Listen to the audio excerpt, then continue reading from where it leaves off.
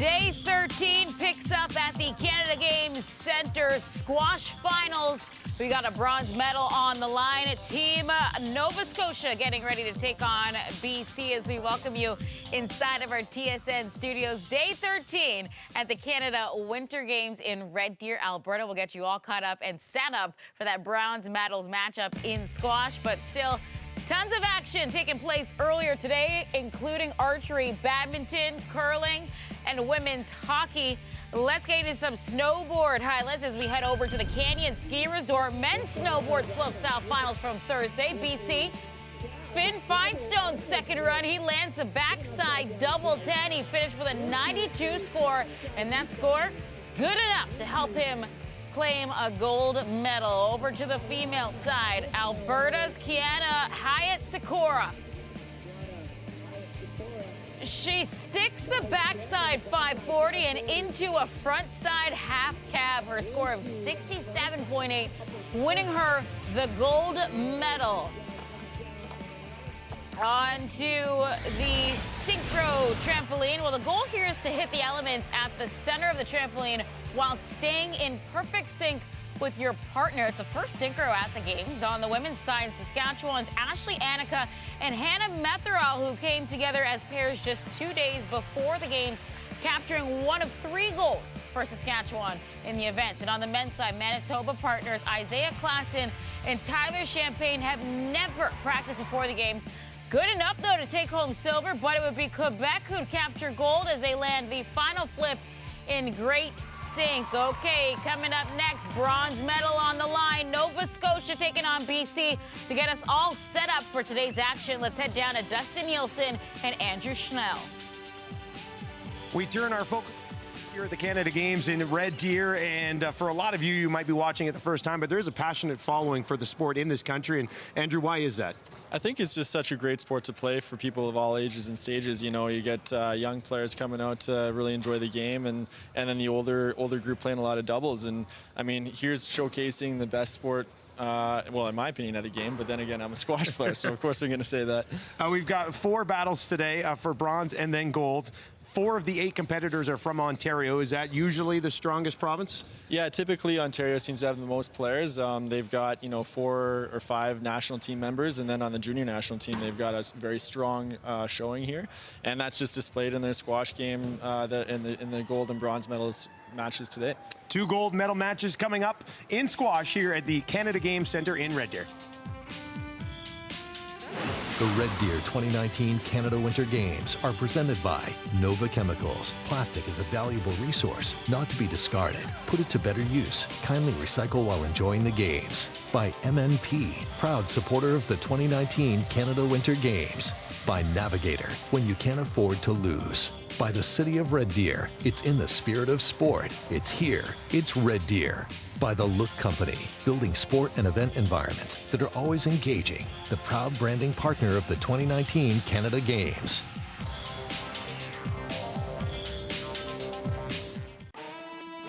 The Red Deer 2019 Canada Winter Games are presented by Nova Chemicals. Nova invests heavily in communities where we live and work. Sustainability is a team effort. Thank you for letting us be a part of the team. By Shaw, the official telecommunications provider of the Canada Games. By Winmar Restoration, offering complete residential and commercial property restoration services with 24-hour emergency service and a response time that can't be beat. By Nosac Food Group, serving Central Alberta for over 36 years. And by ATB. ATB is proud of you, Alberta, and proud to support the 2019 Canada Winter Games. Coverage of the Tim Hortons Brier continues tomorrow live from Brandon, Manitoba as round-robin action gets underway with Draw 1. Catch it 3 p.m. Eastern, 12 Pacific on TSN 1, 3, and 4. Dustin Nielsen and Andrew Snell will have the call in the bronze medal squash game. Let's head back down to the Canada Games Centre. Well, welcome back to the Canada Games Centre, everyone, as we get set for 4 medal matches here in squash. Red Deer, the 2019 Canada Games. Our first matchup, bronze medal here. Douglas Kostukevich out of Nova Scotia will be taking on Sam Chivier out of British Columbia. And good crowd here, Andrew. We talk about the facility here in Red Deer, and we're with Andrew Snell, who's the #1 rated squash player in the country right now. You seem pretty impressed with what we got going on here. Oh, I just can't believe this. I think the facility is outstanding that Red Deer's put up, and gosh, I'd just love to play squash here someday. And I'm just excited to watch this match. I think both players look like they're really, really impressive so far throughout the tournament. They've won one-sided matches on both sides, so, you know, we'll see how they do. Yeah, for Kostukevich, he has not lost a game yet here. On the other side with Chivier, got through with a 3-0 victory. And, correction, Kostukevich lost 3-0 in the semifinal, and Chivier lost in the semifinal 3-2 as well. But you let all that go now. You got to refocus here for a bronze medal. Absolutely, yeah. It'll be interesting to see how Chivier responds after that 3-2 loss, because typically you can take a bit out of his legs. He was up 2-1 in that, and then lost the 2 final games. How much can that even rattle you? Yeah, it's a tough one. I mean, we'll see if he gets in a similar position here, how he's able to adapt to that. But you know, sometimes it can get in your head for sure if you're down. If you're up 2-1 and then blow that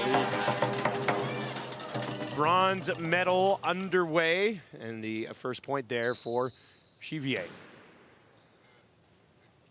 Already something's going on. One love test. Do you know what he would have been asking there?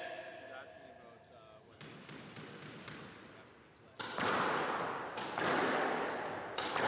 All right, Andrew, tell us what was going on there. Yeah, so I think Chivier was just curious about whether the microphone was working to hear the score. The referee said the score, and I don't think the microphone was working, so.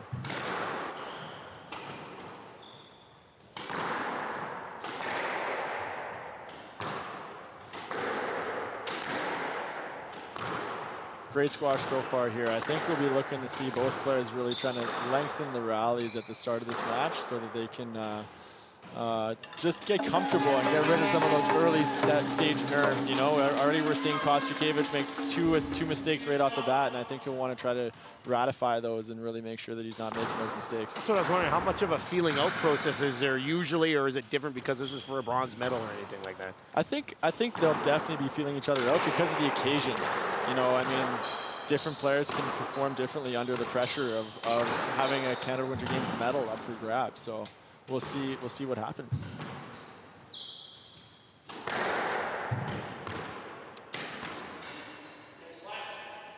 All right. Yeah, that's a good call. So typically what happens in squash is if there's some sort of interference, the player will ask for what's called a let, and that can result in a no let, in which case the ref thinks that the player is unable to retrieve the shot. A let, in which case there's interference, but no impediment of the swing, or a stroke where, you know, the player cannot swing for the ball, and then they're rewarded the point in that occasion. So what we saw there was a let, so it's still just 2-0, and they restart the point over. That's correct, yeah. Yeah, Chivier just clipped what's called the top of the tin there, which is an out-of-bounds spot. And that was the first point here of the game for Kostukevich. Yeah, and already he's racked up a winner just after that, so it looks like these guys are starting to get their get in the rhythm of playing some good squash. Now the key here for a lot of people who haven't watched squash, like myself, you like to keep it tight here along the wall. Is that where you'll see a lot of the play happen? Absolutely. You're already noticing, you know, they're trying to keep the ball to the backhand or left side of the court, and as close to the side wall as you can to eliminate the potential angles that your opponent can play. And then once the ball is established at the back of the court, then you can kind of initiate your attack and begin to move the ball from one side to the other, back and forth, and hopefully either get your opponent tired or get him frustrated. Or both.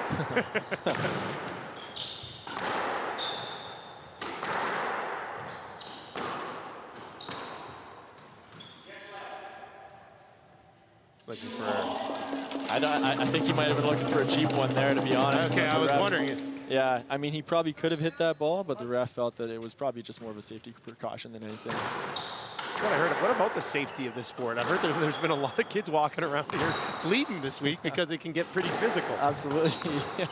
Lots of injuries can occur as well. Not that we should be laughing at them, but I would have never thought that. I saw a couple of kids with ice on their ankles and knees, and you're thinking, man, like these These guys are gladiatorial, I suppose. What's the worst injury you've had? I actually, in preparation for the Canada Winter Games, for myself, I wasn't able to play because I tore my hamstring off my pelvis. So I was out for 6 months, yeah. And it was really too bad because I heard it was such a pleasure to play amongst the players and just to be able to, when I played, it was in Whitehorse, and I heard they did a great job of hosting the event. Were you training when you heard it? Were you playing? I was playing in the tournaments. Yeah. That was a great rally from Chivier. He's really controlling the middle of the court, which is called the T in squash, and he's really starting to break up the comfort zones for Kostiukiewicz. Kostiukiewicz reached for that one, wasn't able to get there.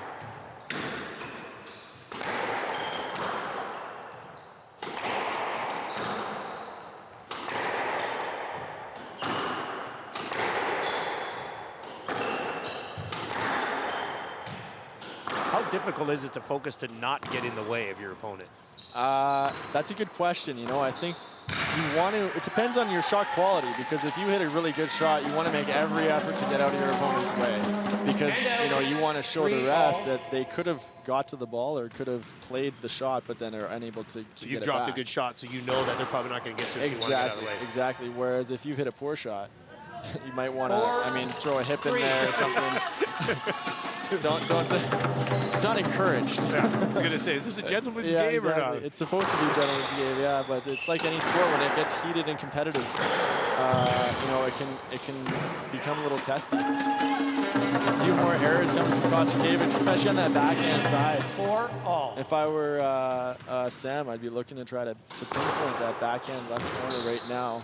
We'll see how Kostiukiewicz responds. Last attempt there went off the top of the tin. And we have 4-4 game here. Best of 5 up to 11 if you're just joining us or are not familiar with the scoring in squash. How much of a difference is there between the backhand, which we're seeing a lot here, tight along the wall, and the forehand on the other side? What's the biggest difference? Yeah, I think the big difference is really not so much an accuracy or comfort issue. Great shot there by Kostiukiewicz. So much touch there with that backhand cross-court drop. But yeah, I think it's not so much a comfort issue as it is a power thing. Okay. You know, on the backhand, you just can't quite get as far behind the ball or hit it quite as hard. So there'll be a lot of rallies going up and down that backhand side to really jostle for position on the tee. Seemed like a nice recovery here early in this point from Cuvier.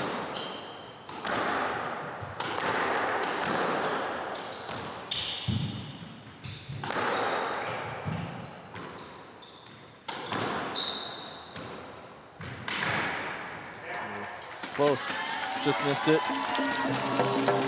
Almost got the job. Don't we see them wiping their hands a lot? Is that really the only way to do it? Is that? I think it's in part a superstition, in part just to try to get the sweat off their hands so that they can push for the next rally. Yeah, I mean, each player will have their own distinct routine as well. You can probably pick it out. It's much like tennis in that sense. Although I don't think anybody's quite, I don't know of anybody quite as superstitious as a Rafael Nadal, let's say. You know, he's not stepping on the lines or anything.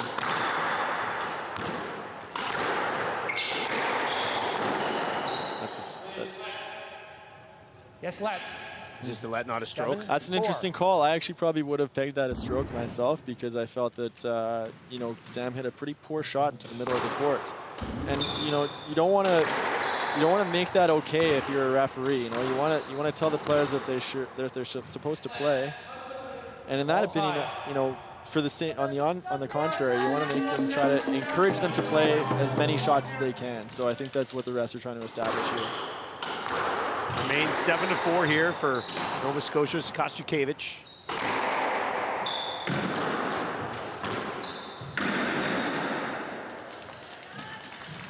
A few more mistakes coming from Chivier.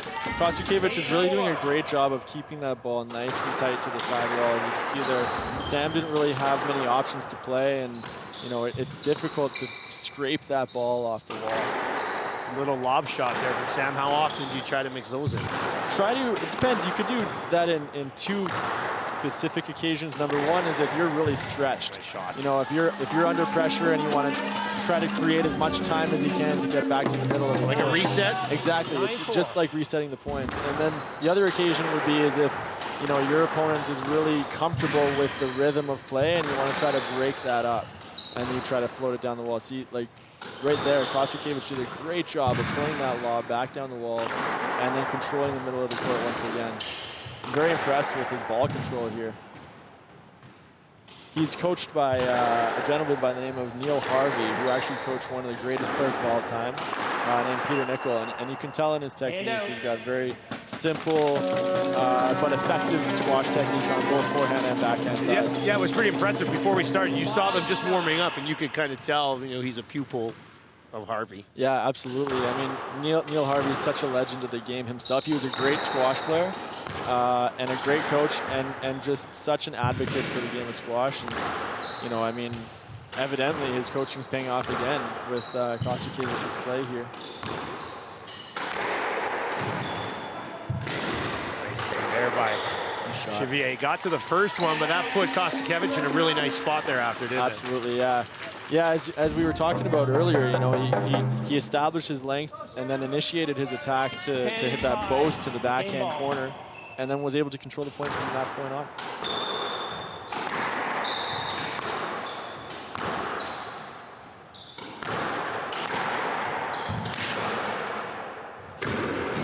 So Dustin, have you played much squash? No, I have not played much squash at all, actually, but I'm sitting here watching it right now, and I think it would be fun to play with somebody who's like on the same sort of physical level as I am. I was thinking that, well, you're a lot taller than me. Maybe you and I could have a hit after we're done. Is there an advantage to being a lot taller? Or? You know, there's advantages and disadvantages, to be honest. Like, you would have a ton of reach out there. You know, you'd be able to volley lots of shots and control the middle, but you know, usually taller guys, I don't know about yourself, usually taller guys are maybe a little bit slower at reacting. Oh yeah, definitely, definitely.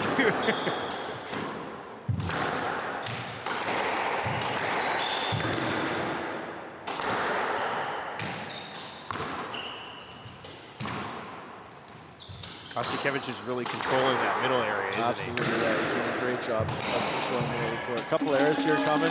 Sometimes you'll see that when a player's up game ball, they kind of relax a little bit, and you can get a couple mistakes out of him. Like, he's made two in a row here. 7-10, match ball.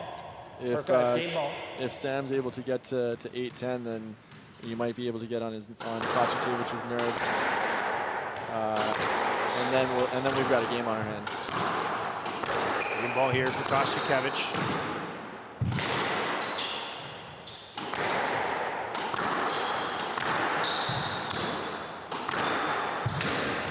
Yeah, controlling that backhand wall again. And he finishes it off, takes the opening game there for Douglas Kostykiewicz as he takes over a 1-0 lead here in a battle for bronze. Welcome back, everyone. We are at the Canada Games Center in Red Deer, an absolutely beautiful facility, and Douglas Kostykiewicz up to a 1-0 lead here. And you really liked what he did. Slow start. You mentioned a couple of errors in the early going there, Andrew, but after that, he really figured it out. Absolutely, yeah. He just took a little bit of time to establish his length on the court, and as you see in that shot there, once he got going, I mean, he was completely in control of the tee, which is where you want to be on the squash court. He's using less energy, and he's putting a lot of work into the legs of Sam Chevier. Seems almost like once you get that tee spot there, you kind of control where the game is played, right? Whether it's over on the backhand side or the forehand side. Absolutely, yeah. That's you nailed it on the head there, Dustin. It's you know, you can really kind of dictate the type of rally that's going to occur. I think if I were in Sam's shoes, I'd be trying to push it to Kostykiewicz's forehand a little bit more, and making sure he's getting that ball to the back of the court so that he can just keep it out of those danger areas like that right there from Kostykiewicz. You know, he's really good on the volley. So if I were Sam, I'd be trying to get it out of that middle region towards his forehand deep side.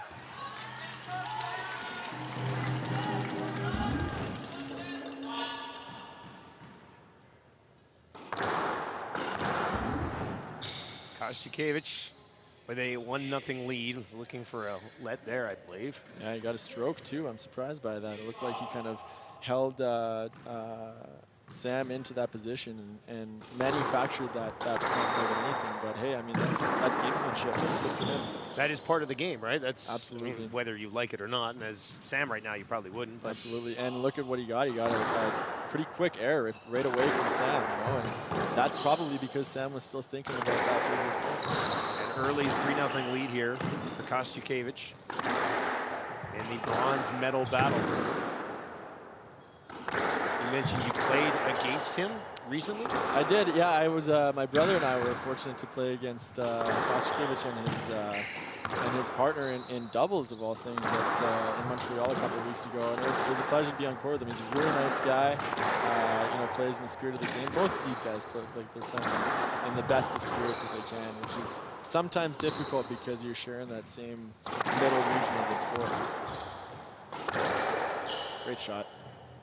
Kostyukevich finishes that one off with a backhand, yeah. Really controlling that backhand wall, hey?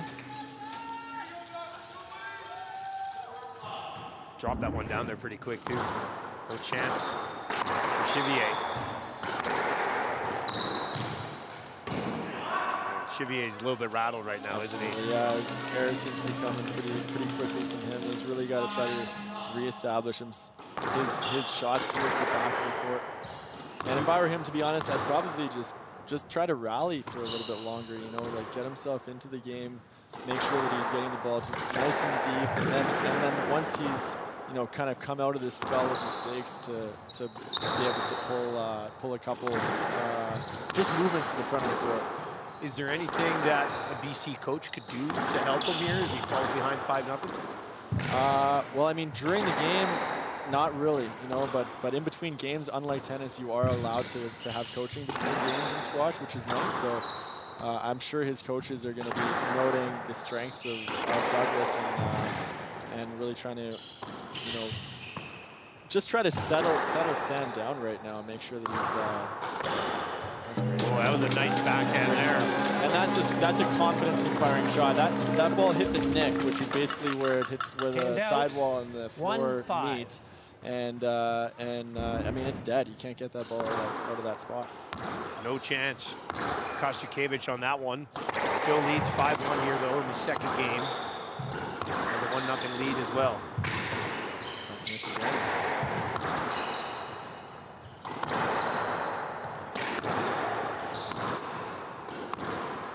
Yeah, Douglas is so good off the volley on that backhand side. He's really controlling the backhand roll very nicely.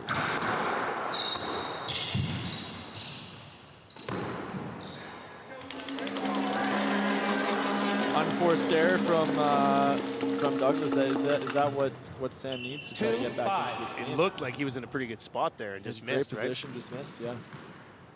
So a couple of straight points here for Sam Chivier out of Vancouver.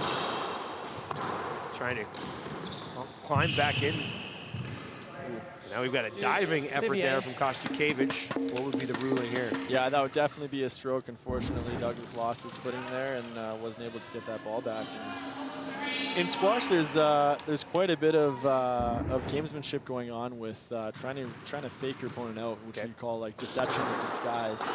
Sam right there shaped up as though he's going to hit a straight drive down the backhand wall and then threw in that working boast, and that's what, you know, caused Douglas to misstep there and miss the ball.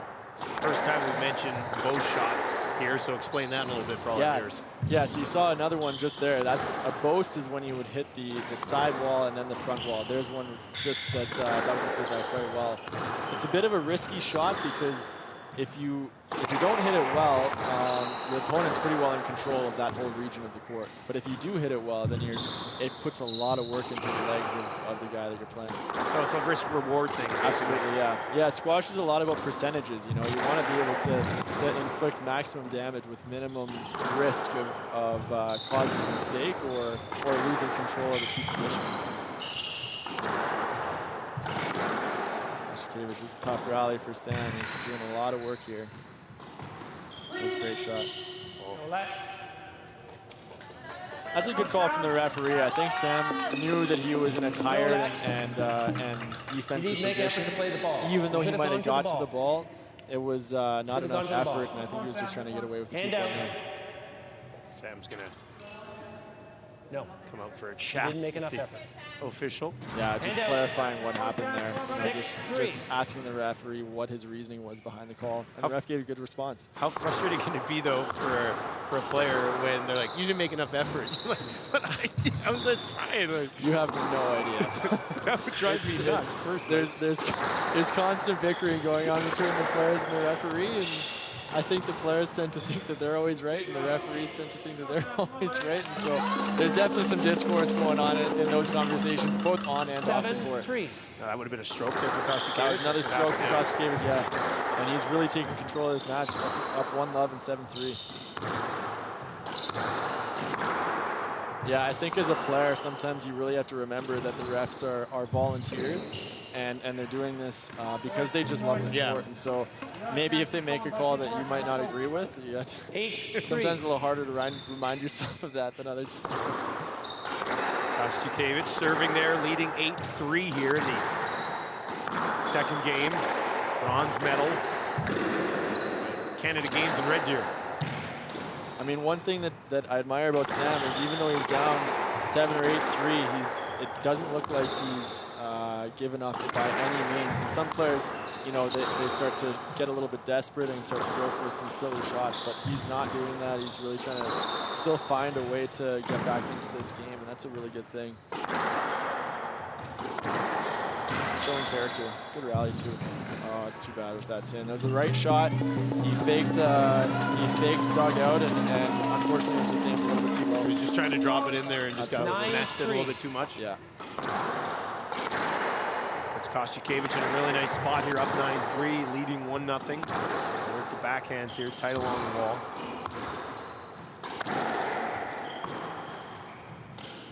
One thing that Douglas is really good at is changing the pace of play. Sometimes he'll hit it really low and hard, other times he'll throw in a lob, and that can have the effect of making your opponent feel very uncomfortable on court because he's just not sure what's happening. Basically, you must have like your out of control feeling, right? Like you don't have control of the game. Absolutely, yeah. It's like sometimes being in an argument with a loved one, you know, you just don't know what's going to come next. And there is a point for Sam Chevier. And out. 4-10, game ball. Game ball once again here. Kostiukiewicz.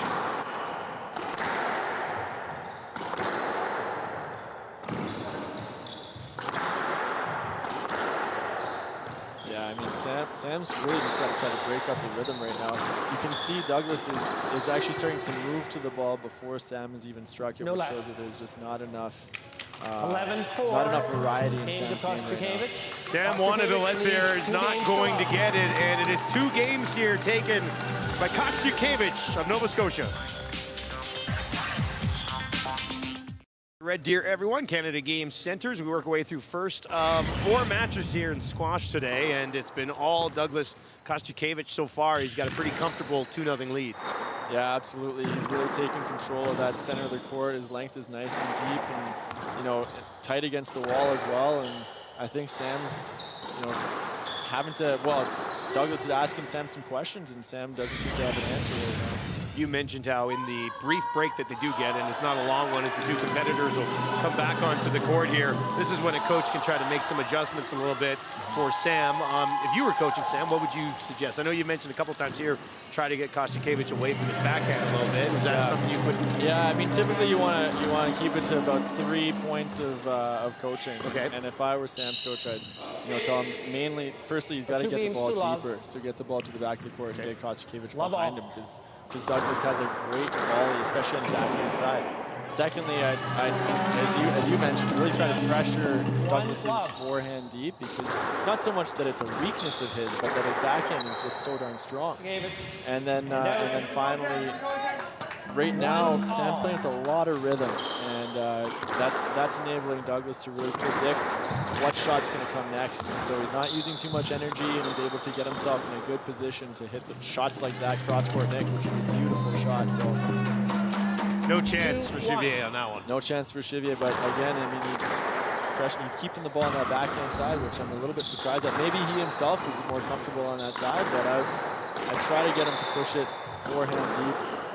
just to avoid those real high quality areas of Douglas. And that's where they're operating right now. Yeah, you can see him trying to do that so far as this match goes on, and he earned himself. He forced an error from Douglas. Worked out there, came in low on the forehand, and that will even up this third game at 2 apiece. There's definitely some important, pressure times in squash matches, just like in any sport. Those TSN turning points, so to speak. And this could be one of them for Sam. If he's able to pull ahead here and get a couple quick points, then he could find himself getting back into this match. Get a little bit of momentum here. He did have a 2-1 lead in his semifinal, but was not able to finish it off. So he's already been on the other side of this, allowing a competitor to come back. That's what he'll need to do here now. Great shot. Yeah, he's got another error from the forehand side of Douglas. Looks like I might actually know what I'm talking about here. It's been working so far here in the third set. I guess you're #1 in the country for a reason. It must be my commentating skills. Dustin Nielsen and Andrew Schnell with you. Andrew, #1 player in the world. We've somehow talked him into broadcasting with us. I not quite in the world. Oh, that's what, did I say world Canada, country? yeah. I wish #1 in the world. Maybe one day. You do compete all over the world, though. I do, yeah. Where are you going to? You said on Sunday? Then to Bermuda. Bermuda. Actually, there's a pro tournament down there, yeah. Sometimes you pick places because of the tournament quality, sometimes for the country quality, sometimes a bit of both. Especially given this weather we've been having, it'll be nice to get a little bit of warmth. It's not going to be the worst thing not to go to Bermuda for a week, eh? No, the worst thing will be playing squash. 4-2 now, a lead here for Chivier. Absolutely. He's really playing this a lot smarter now. I mean, he's pressuring that forehand side. He's got a couple mistakes from Douglas, and Douglas hit a really edgy, tentative drop there. And again, that looks like he might be thinking a bit too much about that tin. Tried to throw the drop in there.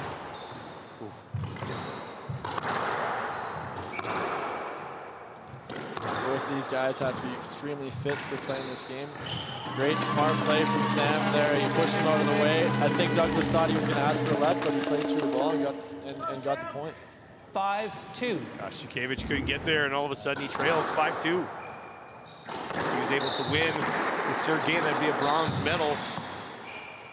Too bad for Kostyukevich. All right, so for Sam right now, I mean, he's really got to make each and every rally as tough as he can for Douglas. Douglas has made a couple mistakes, and really you just want to ask him the question, ask him to hit a winner, because right now Sam's definitely in the driver's seat for this game. Another let being given, that's a good call from the referee. We mentioned there earlier, there have been some mistakes from Kostyukevich, but it's when he's on his forehand side of it, right? So try to get him back over there. Yeah, forehand both short and deep. Sam's starting to work in that nice boast to that forehand front corner, as we mentioned. That's the sidewall, front wall shot in there, and a couple more mistakes. And that was an unnecessary risk that he just took. He really wants to make these rallies tough. 4-5. And now it's 5-4 as Kostyukevich gets a point there. For the service box, you just have to have basically 1 foot in it, and that's it, like when you serve. Exactly, yeah. At minimum of 1 foot in the service box, and then make sure that ball stays above that middle line, which is called the service line, and goes towards the opposing back corner.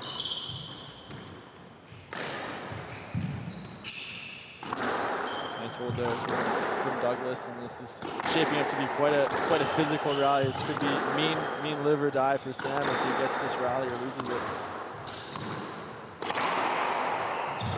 Nice get. Another nice get. Finally got to him. Sam's going to look back to the official here. No let there. It's a bit of a harsh call. It looked like to me like he caught his racket on Douglas. Sometimes there's just cases where, there's some interference. There's no maliciousness from the opponent. It's just typical. I mean, when you're two guys sharing the same space on the court, there's bound to be some contact at some time or another. That one might have stung me a little bit more because he made 2 really nice shots earlier in that rally. Absolutely. And now Kostyukevich is really taking control by pressuring that backhand side of Sam. Wants to stay on the backhand side here. Sam tried to switch it up.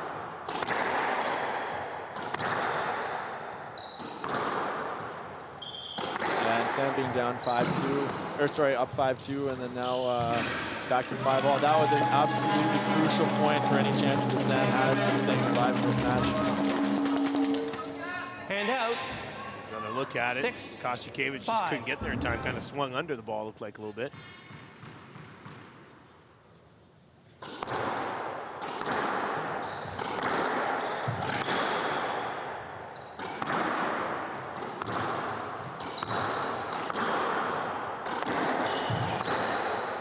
How much can you control the spin on the ball? Like I see him changing the racket angles. Definitely not like tennis. You know, I mean, it's definitely not as effective in tennis to hit with a lot of spin, but when a player hits a drop like Douglas did just there, you want to definitely slice or carve it into the corner. Just makes it grab the sidewall a little more and also stay a little bit closer to the front of the court. Kostyukevich ties this thing at 6. It's like when times get a little tough, Sam tends to go back to where he's comfortable, which is that backhand side, which might not be the cleverest play at this point in the match. You know, he had a lot of success earlier by pressuring that forehand front and back corners.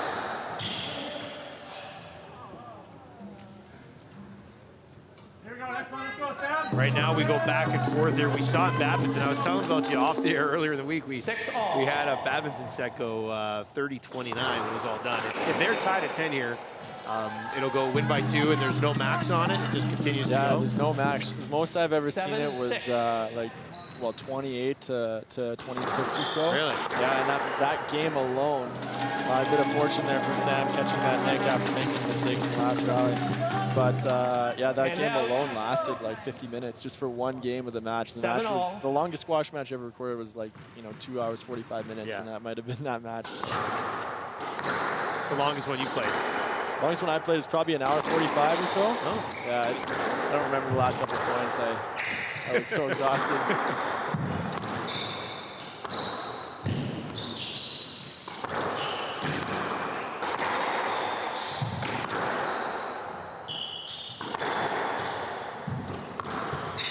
Great play from Sam here. Finally starting to establish himself a little bit. So he's controlling the tee there. Unfortunately, just messed up that last shot, which gave Kostyukevich the opportunity to put it into the front corner, and that's what he did. That might have been some of the best control that Sam's had the entire time. Absolutely, yeah. 8-7.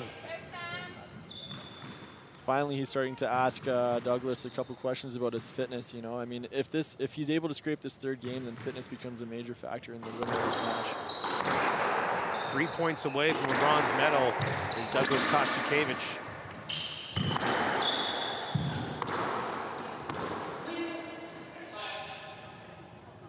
Good call from the referee. There's some chippiness going on between the players. I think Sam thought that Douglas was trying to deliberately get in his way there. It's always fun from a spectator standpoint to just see some fireworks, but maybe not if you're in the match. You're dying for it over here.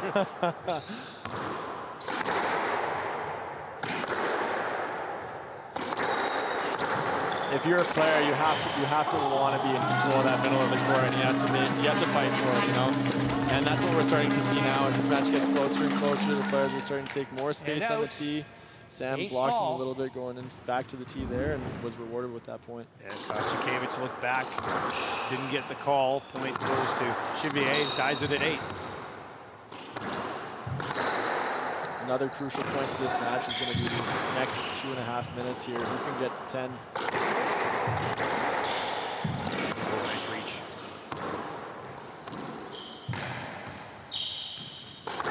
Great shot by Sam. Finally starting to use that hold and breaking up the movements of Kostyukevich. He's doing really well. Fighting spirit is coming out in Sam as well. It's impressive to watch. And an opportunity to really power that backhand there, didn't he? Absolutely. No chance for Kostyukevich, who's been sitting here for a little while now, 3 points away from a bronze, but Sam Chivier is not going away. Nice shot there. That was a 10-8. 2 quick winners. That's great news. And now Douglas is going to have to respond to this either in this game or if he loses this game, you know, establish himself again in the fourth game or the third game. Sorry. Chivier trying to stay alive here for British Columbia.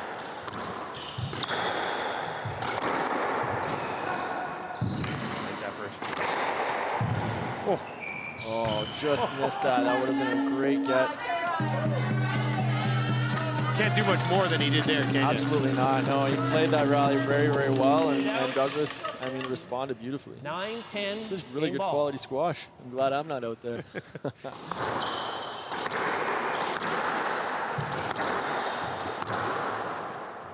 Another game point here for Chevier.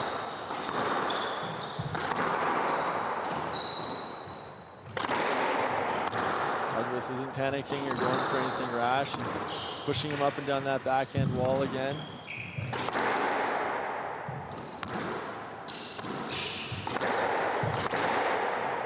And as the match has gotten closer towards the end, the pace has really gone up. The players are hitting it much harder than they were before. They're definitely surging with adrenaline right now.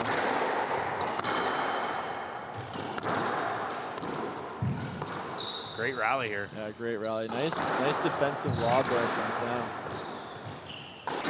Oh, and just missed the opportunity. I think he was a little bit overexcited that he actually got the ball into the middle of the courts and just missed it. 10-all. Player must Tied at 10. Player must win by 2 points. Win by 2 now. Kostykiewicz, a win here will give him a bronze medal at the Canada Games.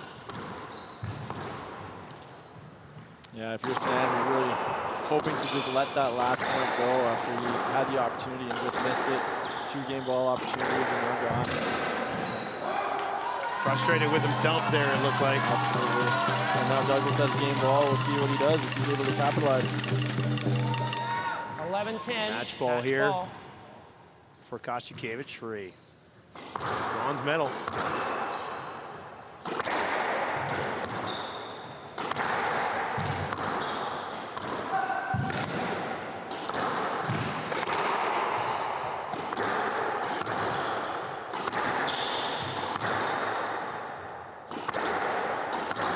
Backhands right now.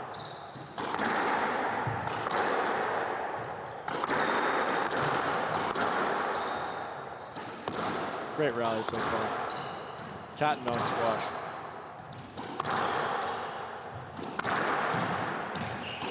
You know, I think with rallies like this, oftentimes the players are thinking, okay, let's see who makes an error first versus who goes for something rash. Just trying to play it safe. Yeah, absolutely. Oh, let's get there. There's an opportunity. Oh, just missed that one. Sam's doing everything he can here to just stay alive. Should have volleyed that one. Good reach from Kostykiewicz. Another great get from Sam. Now you can start to see the movement start to break down a little bit. Players are starting to get a little bit tired. They're definitely fighting for oxygen. What a point, though, either way. Very smart play from Douglas. Very mature squash right now. He knows that Sam's starting to feel it physically. He knows that he doesn't need to rush right now, and he's just working the ball around the court beautifully. Oh, he pulls it out. Bronze medal for Douglas Kostykiewicz of Nova Scotia after a marathon point and a marathon rally to end this thing. Probably one of the best rallies, well, the best rally of the match, and maybe one of the best rallies of the tournament. It was great squashing. Good to see the embrace there, even after this type of competition. Both players are doing, you know, just very sportsmanlike individuals. You know, and if you're Sam Chevier, I think you have to be proud with the way that you ended up fighting right to the end. I mean, that last rally was a perfect example of the way he continued to fight in the third set. But if you're Kostykiewicz, you got to feel pretty good right now, right, Andrew? Absolutely, yeah. And to pull out the bronze medal for Nova Scotia there is just awesome to see. And it looks like his work is paying off. Bronze medal for Douglas Kostykiewicz of Nova Scotia as he gets by Chevier of British Columbia 3-0. The Red Deer 2019 Canada Winter Games are presented by Melcor, building the communities where people live, work, shop, and play since 1923. By Columbia, we love keeping you warm. By Sandtech, architects, engineers, scientists, and project managers who design with community in mind. By the Canadian Olympic Foundation, a proud national partner of the Canada Games. Supporting our athletes today builds the champions of tomorrow. And by Tech, Canada's largest diversified resource company and the exclusive medal supplier for the Canada Games. Welcome back to the TSN studios as Nova Scotia picking up a bronze medals in the squash finals, which we just saw. Let's pivot over to curling now. When we hear of the names Heather and Dave Nedowin, it's a very special time for them. Not only did you hear them on our broadcast with the calls for curling, but their daughter is also taking part in the games competition. Let's learn from the new generation rising star in curling, Alyssa Nedowin. When your last name is Nedowin and you're curling for Alberta in a national competition, I love how competitive it is. Or anywhere else for that matter,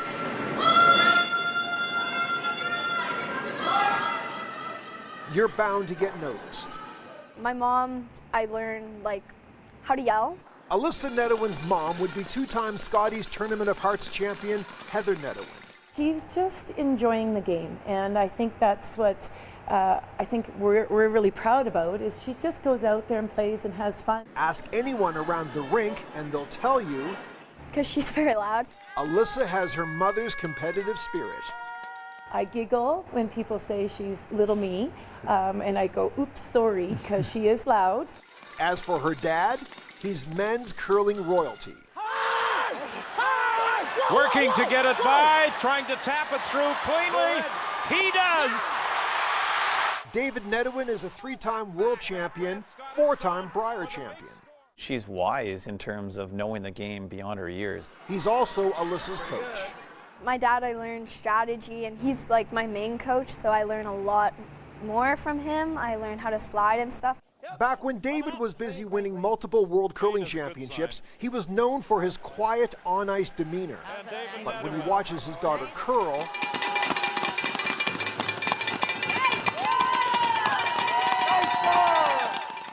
it's far from a calm experience. When I'm watching Alyssa, I'm just a wreck. I'm just an absolute wreck. I mean, there's no controlling the emotions. I see her win, and you can feel the tears welling up, and so it's very different, and it was much easier to play. Alyssa is only 13, but she's already considered to be a rising young star in her sport. She loves sweeping. She loves throwing big weight.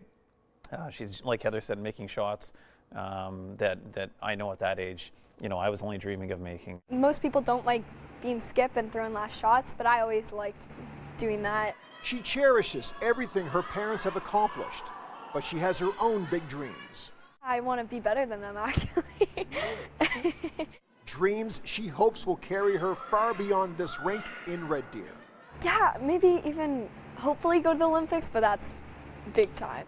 It wasn't that long ago when Alyssa was a little girl, hanging around the rinks, tagging along with her mom and dad. When she was 6 years old, if watching her parents play became too boring, she passed the time, painting pictures. I would sell them for 25 cents to buy chocolate bars. She sold a lot and made some money. I bought a lot of chocolate bars, that's for sure. This week at the Canada Games, one of those paintings she sold came back to her from a fan who had bought it from Alyssa 7 years earlier. She came up to me and she's like, "Are you Alyssa?" And I was like, "Yeah." And she's like, "I have this painting from when you were younger." The Nedowin family hopes to add a Canada Games curling medal to the trophy case back home. This is adorable to see a fan relay this back to us. But Heather says this painting is already a cherished Red Deer memento. This makes my heart smile when I see Allie and Alyssa, which is my third, Beth Iskew, and then obviously Alyssa. Their eyes of the Scotties here in Red Deer was through a closet painting while their dads could watch the game. And so parenting 101, put your kids in the closet while you get to watch the Scotties. Curling is a hugely popular sport, but the curling community is small in many ways. This family, and by extension this painting, are proof of how this sport is so closely knit.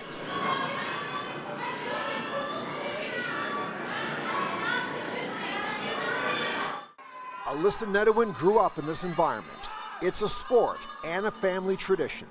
She's a second-generation Nedowin, and she promises you'll be seeing more of her on the national and international curling stages. When we return, we head back to the Canada Games Centre as Ontario warming up to take on Team Alberta in the women's bronze.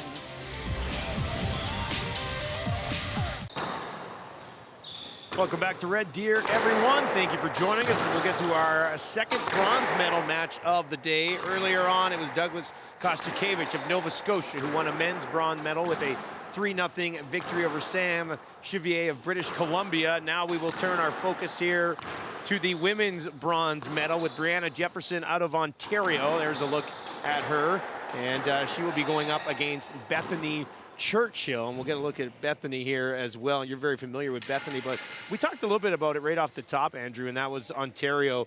And I was looking at some of like the team event results here and there. You seem to always be on the podium. Ontario is a very strong province, and Brianna probably fits that mold. I think so, yeah. I'm actually really looking forward to watching her play. It looks like she's got a great swing technique just from observing her in the warm-up, and we'll see how she's able to fare here against Bethany. I have the fortune of knowing Bethany since she was a little girl.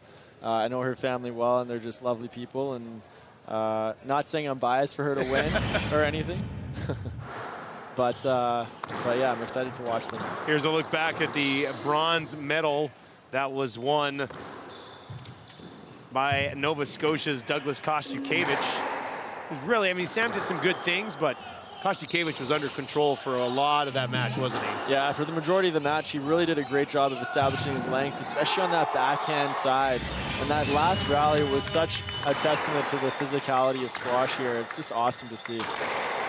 Nice crowd here turning up for the Canada Games bronze medal match. 2 gold medal matches still to come as well. What are crowds like? I mean, you go all around the world and you play squash. What are crowds like in a lot of events you play, whether it's, you know, in Bermuda or overseas or in Lethbridge? You mentioned you have an event coming up in Lethbridge. Yeah. Like, what would that be like? Yeah, it really varies depending on where you are. You know, I've done had the pleasure of playing quite a bit in South America, okay, and where those crowds can get rowdy.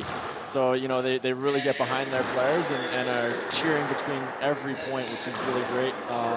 You know, here in Canada, I think we're pretty polite, so we cheer pretty well equally for everybody, which is a good thing most of the time, unless you're the home player sometimes. We are underway here.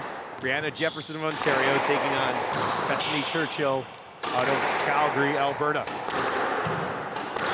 Yeah, same thing as the last match. These girls are going to really try to establish their length at the start of this match, get rid of some of those early nerves, as you saw there. Brianna just made a pretty classic unforced error for the start of this match. And you'll probably see a couple of those before we get it going and they start to up the quality of their play.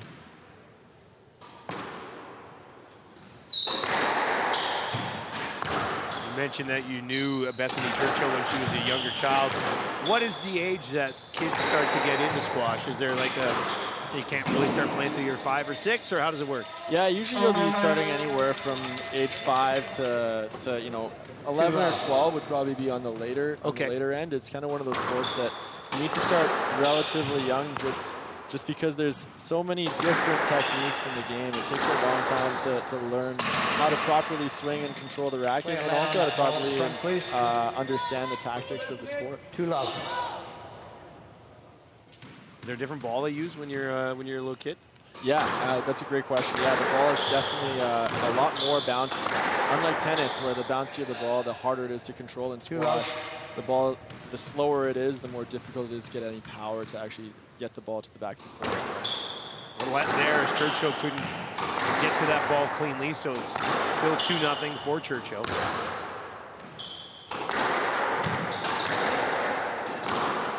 Yeah, these girls will really have to be careful not to utilize too much energy at the start of this match, because, like we said, with those early nerves, you can sometimes, you know, just be a little bit too tense and take up a lot of energy. And sometimes you'll see a bit of a dive after the first game where one player will just almost exhaust themselves, and it takes a minute just to get gas out early. Absolutely. 1-2.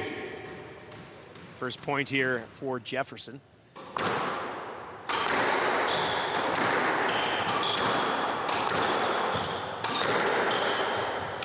Great length by Bethany, and she's already starting to show some emotion. Shows that she wants this match. You mentioned the great length, and that's the ability to get the ball deep towards back wall. Absolutely, yeah. As you saw there, that second bounce was really in the center of the corner of that forehand back corner there, and it was really, I mean, you would call that a measured length, where it's really just dying in the back court. Nice shot there from Jefferson. Didn't give Churchill much of an opportunity, and now it's 3-2 for Churchill. Ontario. Stroke there. Absolutely the correct call from the referee. Jefferson was unable to hit the ball, and if she made any attempt, she would have hit Bethany. Tied at 3. And now a 4-3 lead for Ontario's Brianna Jefferson. 4-3. Get working our way into this match. It looks like the players are having a little bit of difficulty seeing the ball on that glass sidewall on the left-hand side. And, I mean, it definitely does pose another challenge to the game, and it might be, if you're noticing your opponent is making that mistake consistently, you might want to just throw it over there. You can see that left glass wall on our wide shot here. It's got a crowd in behind, and it's a black ball, so over on that side it might be a little difficult to pick up. A little tougher to see, and also tougher to scrape the ball off the wall because it's stickier. I don't know how else to describe it, but it's just the ball will stay glued to the wall a little bit better on that side, and so it's tougher to pick that ball off the side wall there. Back and forth squash here, 5-4. No question, this first game will be hugely important for confidence for both of these players, and just when you're up 1-love, I mean, you're in the driver's seat.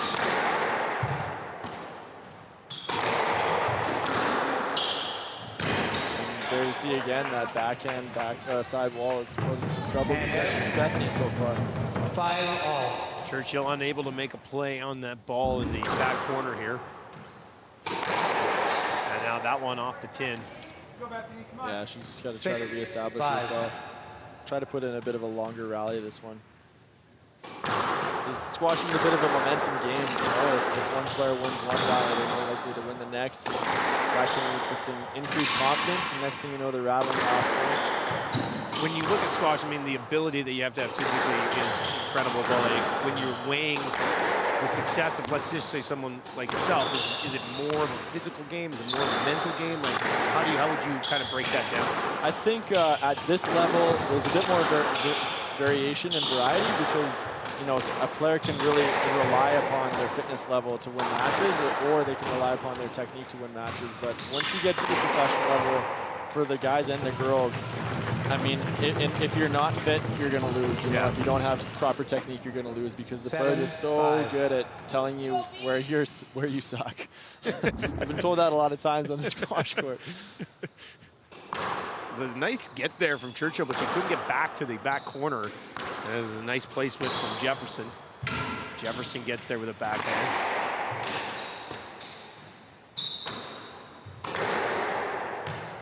Bethany looks like she should just try to be a little bit more assertive, especially when she puts the ball into the front of the court. She's a little tentative off that drop shot. She's definitely in control of this rally, as you can see.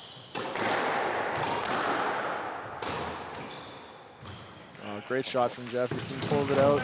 That's what you would call a counter-attack, you know, when she's being attacked and then is able to switch the play rather quickly. She's won a couple points off quick boasts like that. I was going to say, a counter-attack boast? Is that what we just saw there? Absolutely, yeah. Starting to get the hang of it. Yeah, you're doing a great job. Post.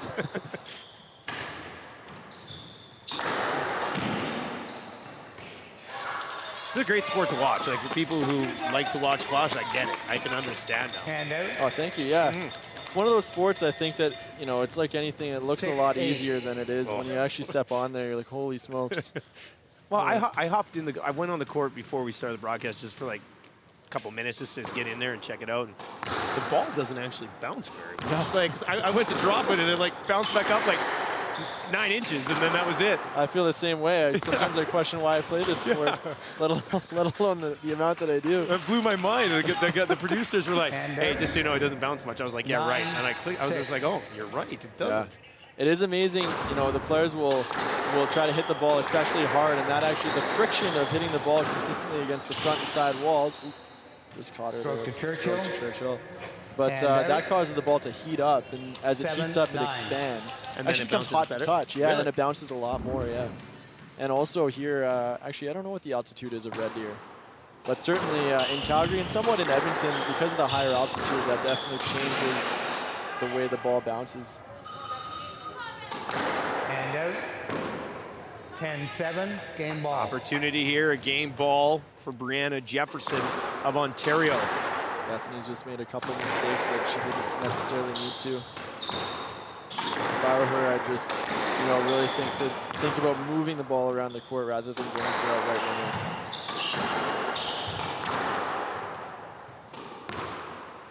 Great squash here from both girls. That's a great change of play from Jefferson there. She's really showing some intelligent squash so far. Nice shot from Jefferson as she had Churchill on the run, and she will take the opening game and have a 1-love lead in this bronze medal matchup.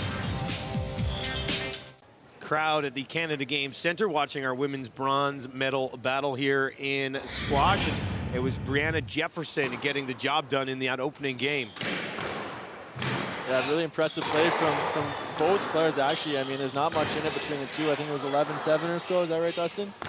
Looked close, and I think the Alberta coach, Arthur Hoff, will definitely be telling Bethany that she's just got to get her length a little bit further back because, she's not pulling Brianna off the T position or that middle controlling position on the court. You mentioned Arthur Hoff. Were you telling me earlier he was your coach as well? That's right, yeah. Arthur was my first coach. He taught me a huge amount about the game and even more just about being a very, sportsmanlike player. Or I'd like to think that I'm a sportsmanlike player. Maybe other people would argue that, but... I've got to get some dirt on you when we're done this. I need to know, Oh, gosh. You won't need to search that far, I'm sure. I could probably tell you myself.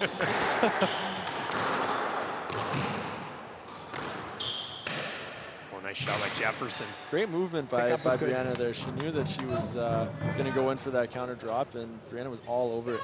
Nice touch. 1-love. Jefferson takes a 1-0 lead. She's actually going to be heading to Yale University. And how does that work? Like, she's not going on a full ride down to Yale to play squash. So how does it work? No, yeah. So a lot of players, especially in the eastern provinces, will try to use their expertise in squash to gain access to the Ivy League universities. I mean, obviously they'll need exceptional grades as well, but they'll try to play in the NCAA, and so schools like Harvard and Yale and Cornell and Princeton will offer what's called financial aid to these players, where they pay for what your family they deem your family is unable to afford. So.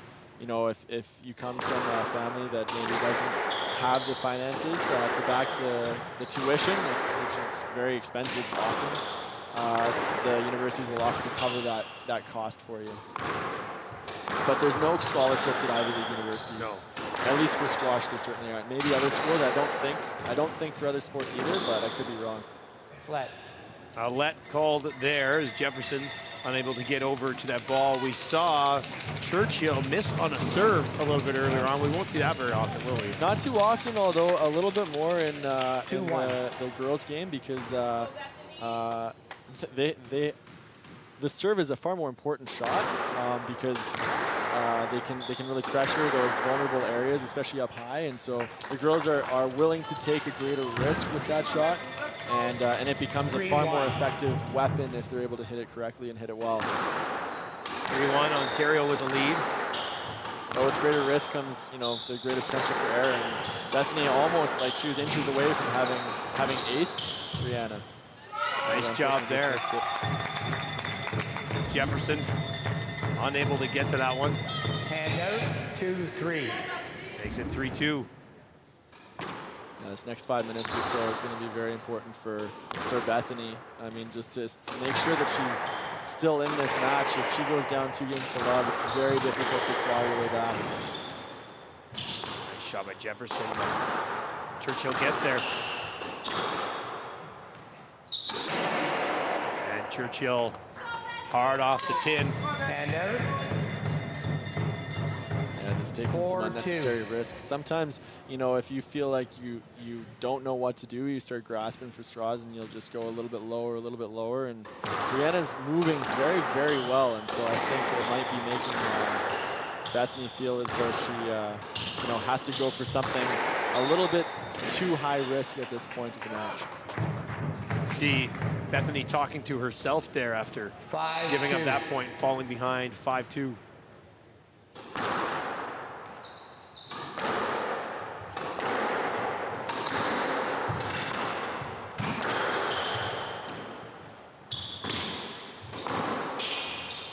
Right now, Jefferson's not doing anything particularly special, but she knows that she doesn't have to at this point. Good shot there. So she risks becoming a little bit passive, you know, and that's what happened that rally. She was just too passive. Bethany took control. 3-5. Churchill pulls back within 2. Second game here. Women's bronze medal at the Canada Games. Brianna Jefferson in red took the opening game.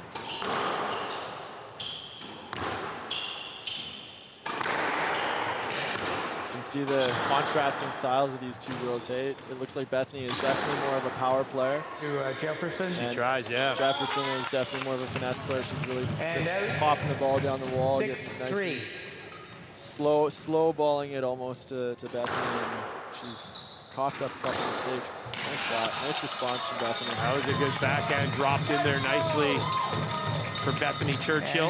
Makes it 6-4. 4-6. Focus there, be ready to serve.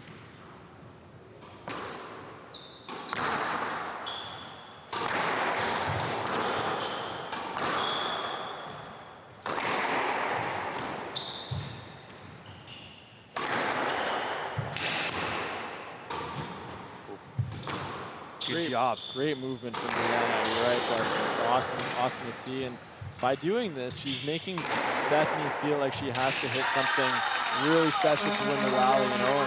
And does that fit the bill? Absolutely, yeah. It does. That was a great response from Bethany and a good show of emotion from her as well. She's trying to stay in this match. Down 6-5. Lots of Alberta fans obviously here, and Churchill unable to get to that one on her backhand. Jefferson once again with a 2-point cushion. When it comes, you mentioned, we talked about a couple times on the broadcast with Andrew here, but you go all over the world to play squash.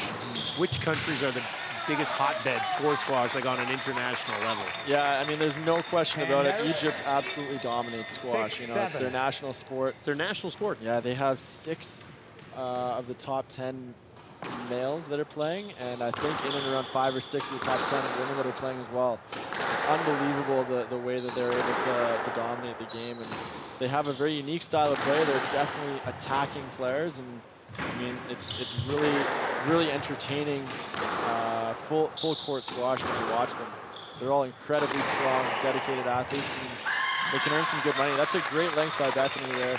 Looks like she's starting to do what Arthur told her, or I'm assuming Arthur told her, with really trying to establish herself and establish that ball at the back of the court. That ball dropped in, I think, just behind the service box there. So outside of Egypt, and there are a couple other countries that are pretty strong as well. Yeah, England is kind of where squash started. It actually started in prisons. Of all places. In prison? In prison, yeah. Players, inmates, I suppose. 8-7. Got a little bit bored, and they started to hit this ball against a wall. And another reason why I question why I play this game sometimes. It just fit right in. yeah, exactly.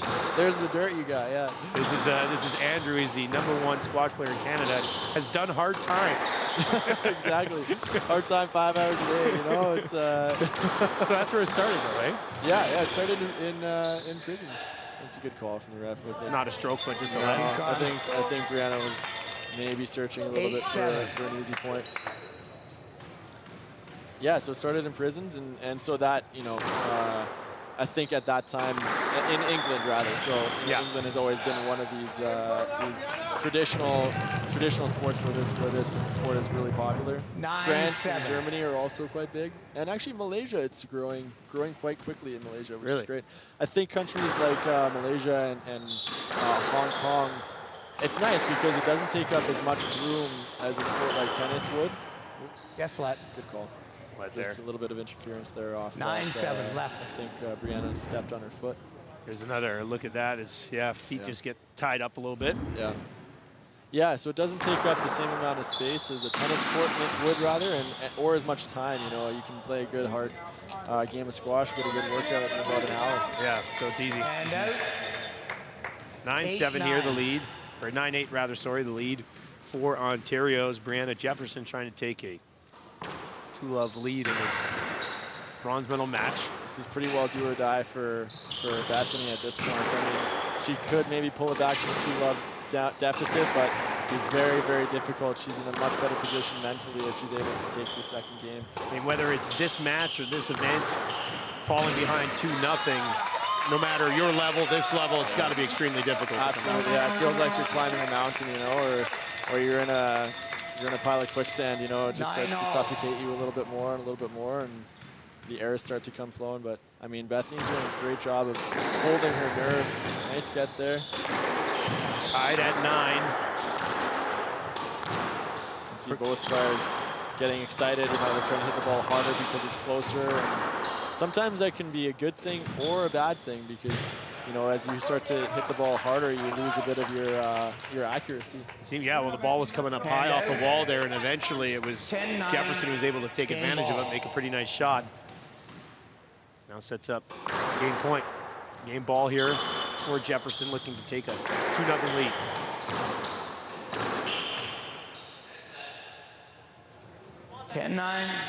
Interesting call from the referee. I think they thought that Bethany held Brianna in there, and maybe they were right, but I like that Bethany just carried on playing and didn't really let that phase her. Great shot from Bethany. Tied at 10. Good sign of emotion. Yeah, a little fist pump. Yeah, you gotta love that. Are you emotional out there? Win by 2 points.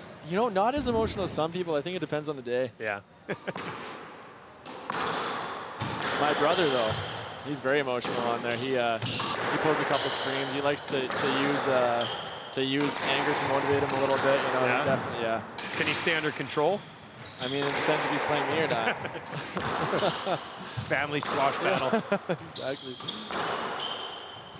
No, he's very, very sportsmanlike, but he definitely likes to use some emotion to get himself going. And Churchill comes in low there, setting up yet another game point. Game ball. For Brianna Jefferson.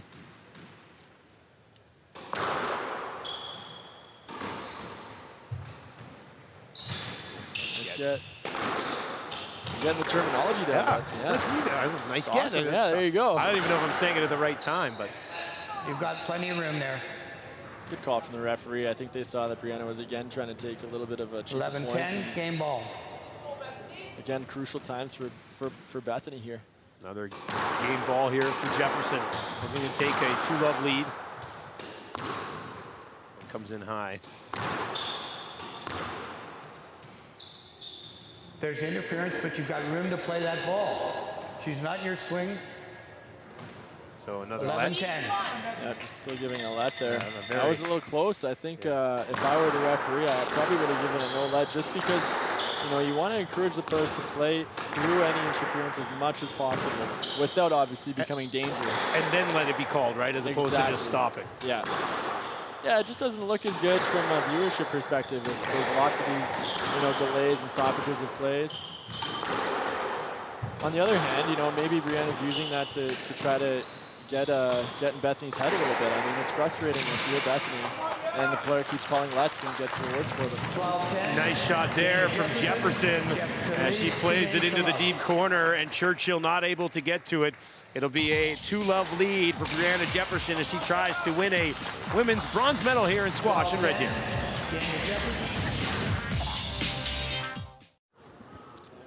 Welcome back once again, everyone. We're at the Canada Games Center in Red Deer. Dustin Nielsen and Andrew Schnell with you.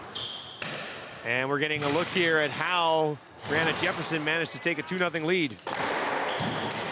Yeah, it just looks like she's using her movement very, very well to frustrate Bethany into making some uncharacteristic errors.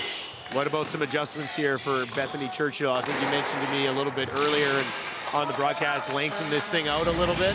Yeah, I think with Bethany at this point, she's really just trying to get balls deep and get balls to the nick, and you know, just try to win some squash games. Now this, she's going to focus. She wants to be a nurse. Is that what we're? That's right. Yeah. Tell me. Yeah, I think this is one of her last events before she really tries to, you know, focus more on academics. She's a very academic individual as it is. She's a very talented pianist and takes her school very seriously. And obviously Brianna must as well. I mean, she's going to Yale. That's very impressive. I was going to say, it seems like going to these Ivy League schools, are all squash players really smart or what? I mean, Stroke to Jefferson. Didn't roll her ankle there. I mean, maybe all of them but me. I don't know. These people are pretty smart characters. It's awesome. Early lead here for Jefferson, 1-0 in the third game. That looked like it was out. Great sportsmanship from Brianna there. The ref did not see that, but Brianna saw it herself and decided to concede the point.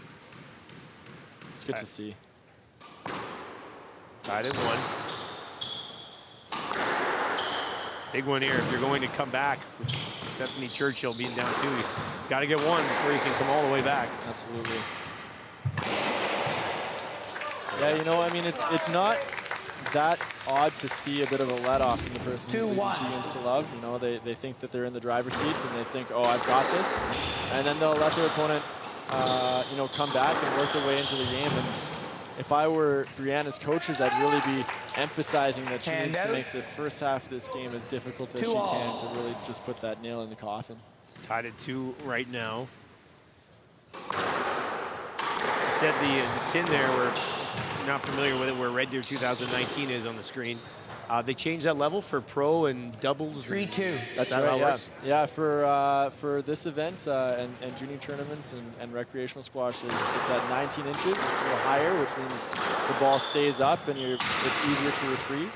For the pro level, good call from the referee. From the pro level, they'll lower that to 17 inches, so it makes it a little bit harder on us. And then for doubles, because there's 4 people on a court, they lower it to 13 inches, which really opens up the front part of the squash court.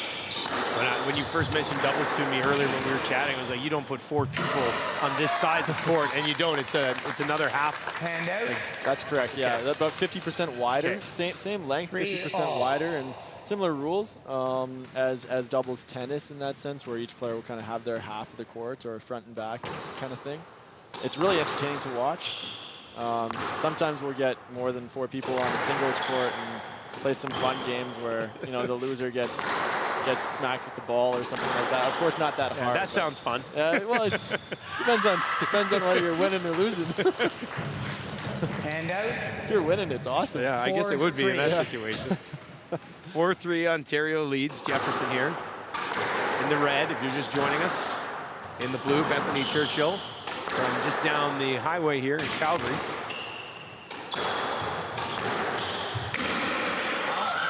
Nice tight drive from Bethany to that forehand deep corner. Really got the ball really nice and close to the side wall, and it just paid dividends because it's very difficult technically to be able to scrape the ball off that side wall. But Jefferson is able to work that backhand deep corner, similar to actually what we saw with Douglas in the men's 3-4. Yeah, it's awesome to see that backhand deep corner being used very, very well.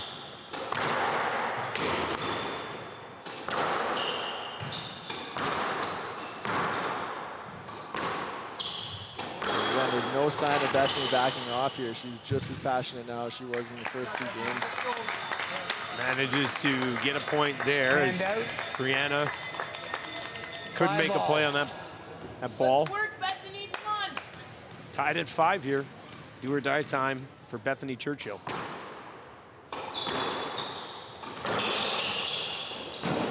Ooh, that's an edgy mistake from Brianna. I wonder if she's starting to think a little bit too much about the win. Trying to finesse a little bit too. I saw the racket was almost parallel. Yeah. She let her. You saw that actually very well. She just let her technique fail her a little bit, going for something that maybe she shouldn't have there. It's hard though when you're seeing the finish line like that. You're up 2 games to love, and a bronze medal's on the line.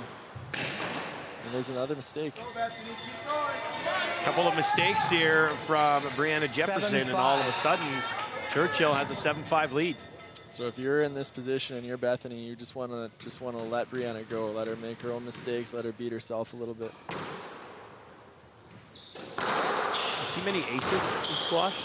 Not typically. No. It's not like tennis. The serve is not nearly as important as in tennis. Although, you know, there's some players known for their serves. The coach that I'm working with now, his name's Bob Ballinger. He's known for a really good squash serve. Really? Yeah. Because that, to me, I mean, to the naked eye here, I'm just like the serve and squash is kind of just putting it in play, right? Definitely more so than in tennis. I mean, tennis, it's obviously the most important shot in the game. In squash, it's more to establish. You know, you just want to try to minimize the potential shots that your opponent can hit. So you want to make sure that it's that side wall first. But other than that, just putting it in play. Once again there, and a good job here by Jefferson to climb back 7-7. Saw Churchill have trouble with the backhand here in the deep corner. Absolutely. That's partly technical by Bethany, but debatable. I think the ref thought that ball was out on that forehand outline there on the forehand wall, but not sure if it actually was. I didn't even pick that up, yeah. Yeah, not sure if it actually was. It was close, but hey, if the ref saw it, you're taking it if you're Bethany.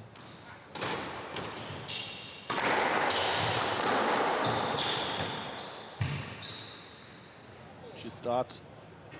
She stopped. Jefferson kept going. Good call from the ref. Just a risk-free shot. I think Bethany caught her with her racket, asked for the let, saw that Brianna then went for another shot and attempted to get it, which actually sends a mixed message to the referee. But thankfully the ref just, maybe out of confusion like the rest of us, just decided to play a let. So everyone was confused. It wasn't just me. That's No. But then again, we're not going to Yale or UNC for nursing, so. Nice shot. There's that backhand corner. Jefferson's doing a great job of pressuring her there. That's like 3 or 4 points that have been won in that backhand corner. Yeah, just this game. 8-all.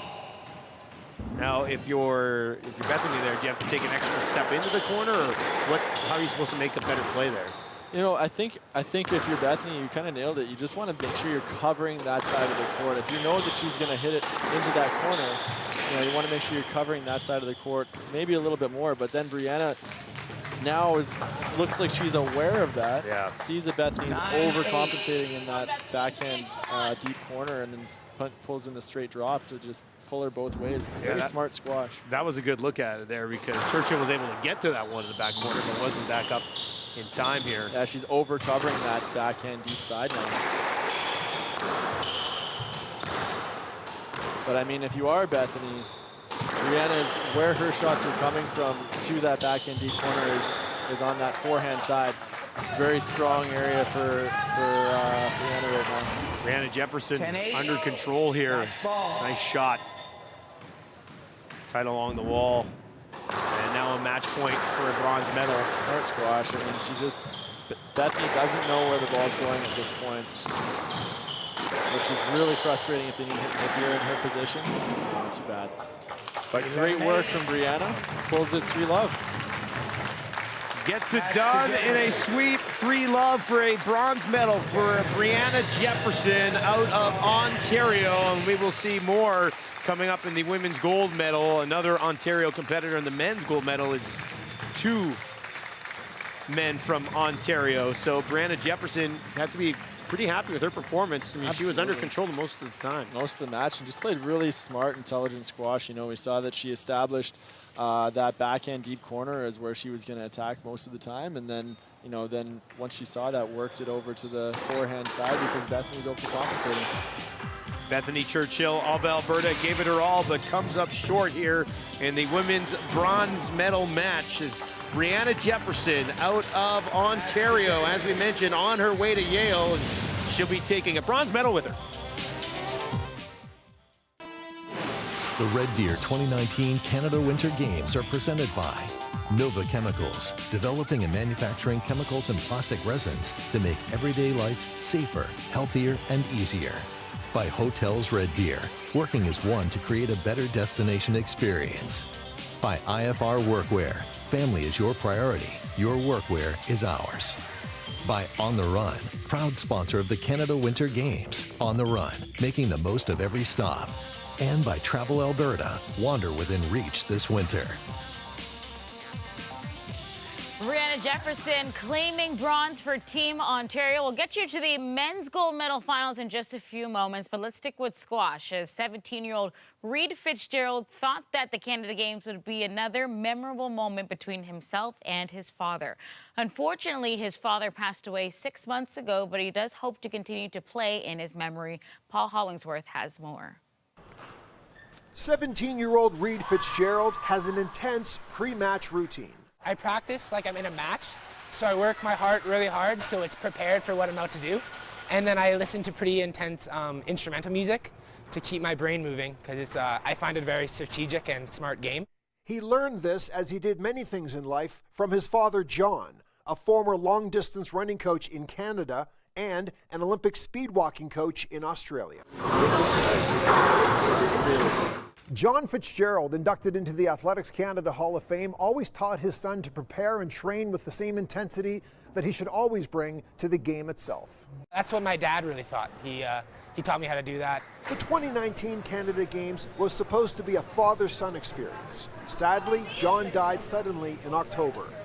Now, as Reed competes for his province, he does so battling a deep sense of loss. He was very excited for it. So that was a bit of a hard one, knowing that he won't be here. It's been tough, but this grade 12 student has soldiered on. Academically, he continues to apply himself to his studies, and he will attend university in the fall. Hopefully kinesiology. And his commitment to squash never waned. It's actually helped him compartmentalize the grief, especially in the weeks that followed the tragedy. I played squash about 6 times a week, about 3 hours a day, but just having my family around me really helped me get through it. He knew, despite the deep sense of loss, he couldn't let up, and he had to remain focused on the challenge awaiting him in Red Deer. It's a sport that makes me work hard and depend on myself. The #1 goal for Reed Fitzgerald is to win a medal for Saskatchewan. He wants to do his father proud. I've thought about it. I pray quite a bit for him. Hopefully he's watching. As he plays and pushes forward with his life, he does so knowing his dad is at his side. MLS returns to TSN tomorrow as opening weekend kicks off with 2 matches featuring a battle between TFC and Philadelphia. That game followed by Whitecaps taking on Minnesota. Coverage starts at noon Eastern, 9 a.m. Pacific, and keeps on rolling all day long on TSN 1 and 4. When we return, more from Day 13 at the Canada Winter Games.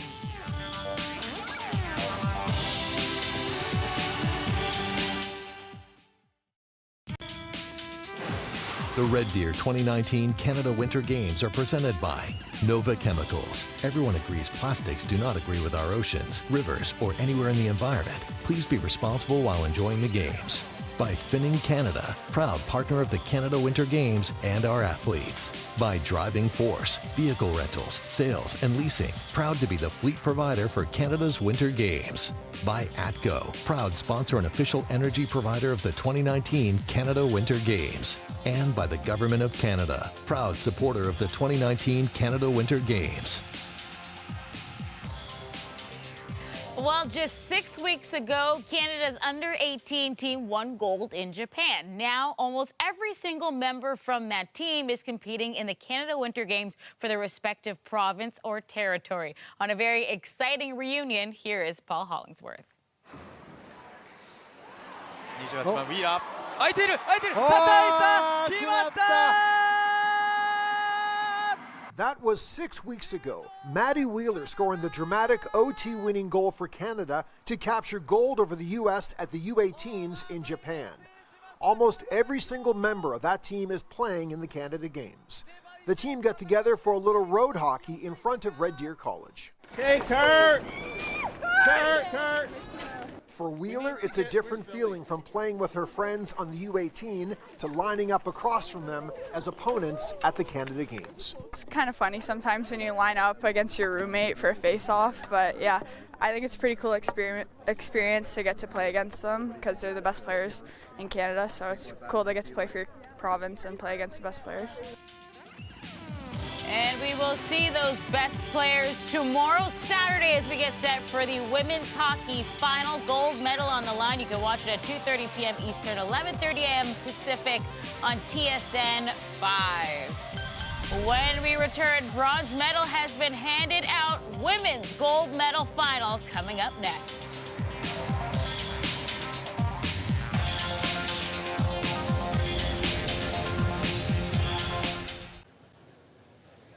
Welcome back to the Canada Games Centre in Red Deer, where we are set to hand out a gold medal, a silver as well, I guess, as we will get a look here at the women's gold medal. That's where we'll start. Men's gold still to come here on a TSN. Charlotte Orcutt versus Lucia Bicknell out of British Columbia. So British Columbia versus Ontario. We just saw Brianna Jefferson of Ontario get a bronze, and now the Orcutt of Ontario going for a gold. She plays out of Toronto, and Bicknell is from West Vancouver, and you're familiar with both of their coaches, actually, that they're going to be coached by. Yeah, I am. I've actually had the pleasure of competing against both Thomas Brinkton, Lucia's coach, and Matt Sridiak, Charlotte's coach. And yeah, I mean, they're both great players and great guys, and awesome coaches, to be honest. They're both very enthusiastic and, you know, really pull the best out of their players, which is evidenced by the fact that their two juniors are in the final gold medal match. We will get into coaching and squash in a little bit, but we are underway here, and it's an early 1-0 lead for Charlotte Orcutt.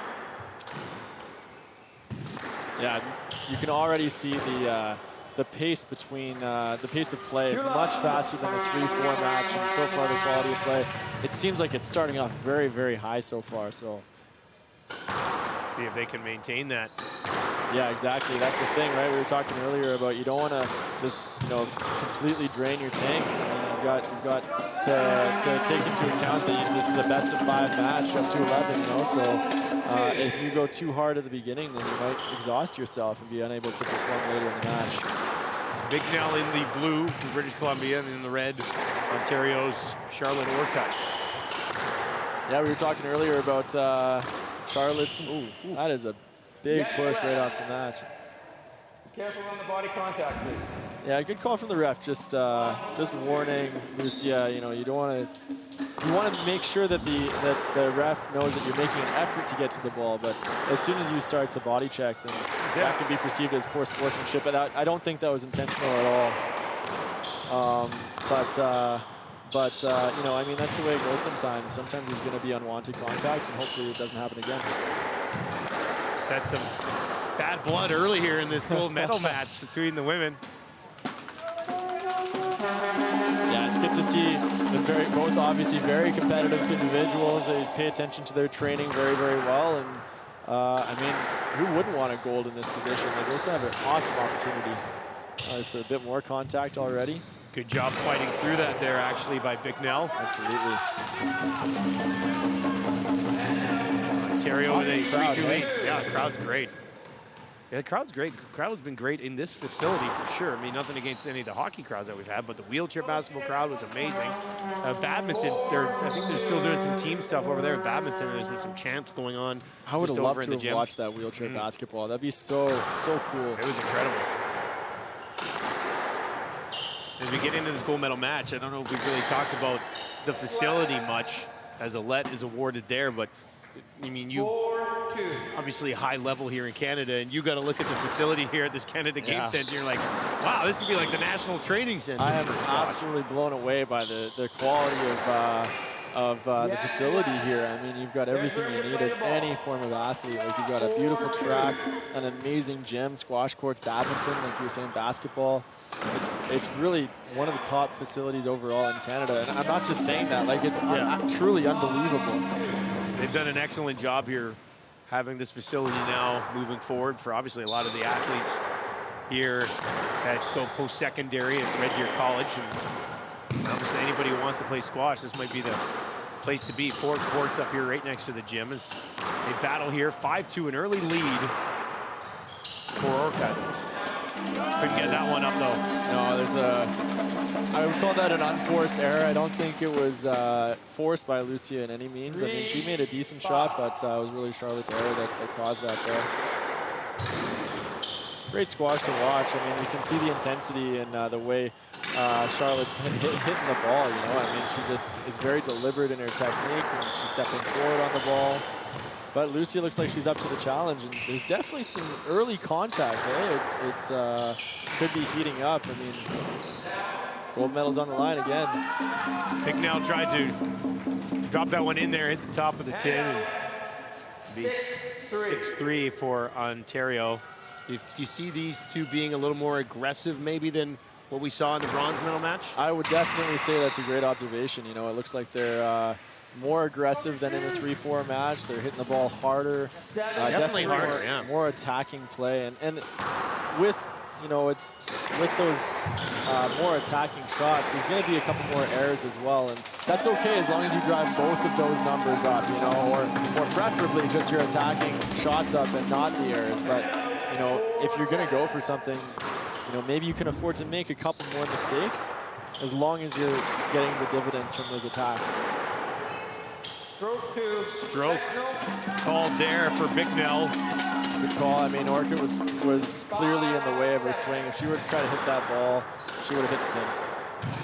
But look at how aggressive this play is. And there, even with the drop shots, it almost would be worth taking a little bit off the ball and perhaps trying to finesse it a little bit more into the front of the court. But when you're saying with the drop shots now, they're still putting a lot of power in there. Yeah, exactly. A little bit too much in my opinion, but that could also be just because this is the first game of a gold medal match. Adrenaline. Yeah, they're definitely high on adrenaline. It'll be great to contrast this match with the men's final because you have Liam Marison, one of the men's finalists, who's like the most relaxed character you could see. So you get this intensity, and then Liam is incredibly relaxed. It'll be great to see the differences. Gold medal match for the men still to come. We are in the opening game here of the women's gold medal, 8-5. Right now the lead here for Orcutt. Great rally we've got here. Great rally here. So Lucia was on the back end of almost that entire rally. And I mean, even if she had won that rally, you got to be feeling good as Charlotte because she's in control and she's at least putting work into Lucia's legs. Just a let there, no stroke called. Yeah, good call. Sometimes it's just simple interference. You don't want to overthink it as a referee. How big is the referee community in squash? Like, would you know all the refs here? I know most of them. Okay. Yeah, they're. It's not that big. You know, there's probably, I would say probably in Alberta at least like 15 to 20 referees. Okay. And they're all volunteers. They're all, you know, they have to go through the refereeing courses. And I mean, they'll get maybe a small per diem and room and board, but most of it's on their own dime. And they're doing it because they just love the sport and want to stay involved. Couldn't have the sport without them. I mean, no, right. Exactly. Game ball here for Ontario's Charlotte Orcutt. Yeah, and if you're Lucia, I mean, it's hard to know exactly what she wants to do. I mean, she's just starting to spray a couple balls into the middle that aren't necessary, you know. She just is going cross court a little bit too much and a lot of shots in the middle of the court. So got a couple of mistakes from Charlotte here. Yeah, we haven't seen as much just on the backhand along the sidewall, really, compared to the first couple of matches that we watched so far. No, and I think that's largely actually down to Lucia. I mean, you see her always trying to open up the court. And it might be of benefit to her if she were to close down the court, keep a little bit more of those straight lines like that shot right there. And again. A let there as Orcutt was trying to get over to the wall. Once again, a game ball leading 10-7. There's a stroke. 11-7. And that will do it for the first game. A nice start here for Orcutt as she gets by Bicknell. 11-7 in the first game of the women's gold medal match.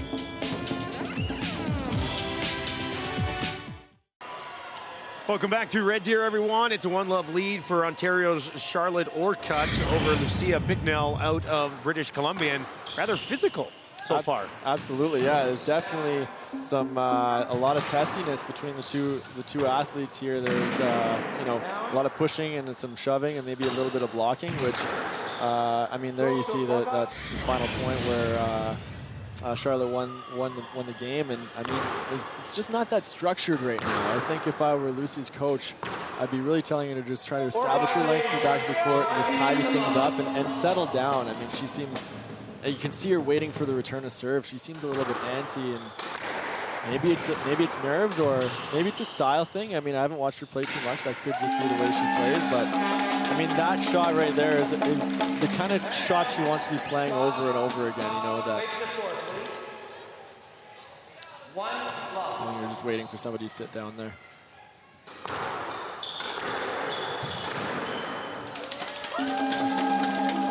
Nice shot there, and all of a sudden an early 2-0 lead here for Bicknell.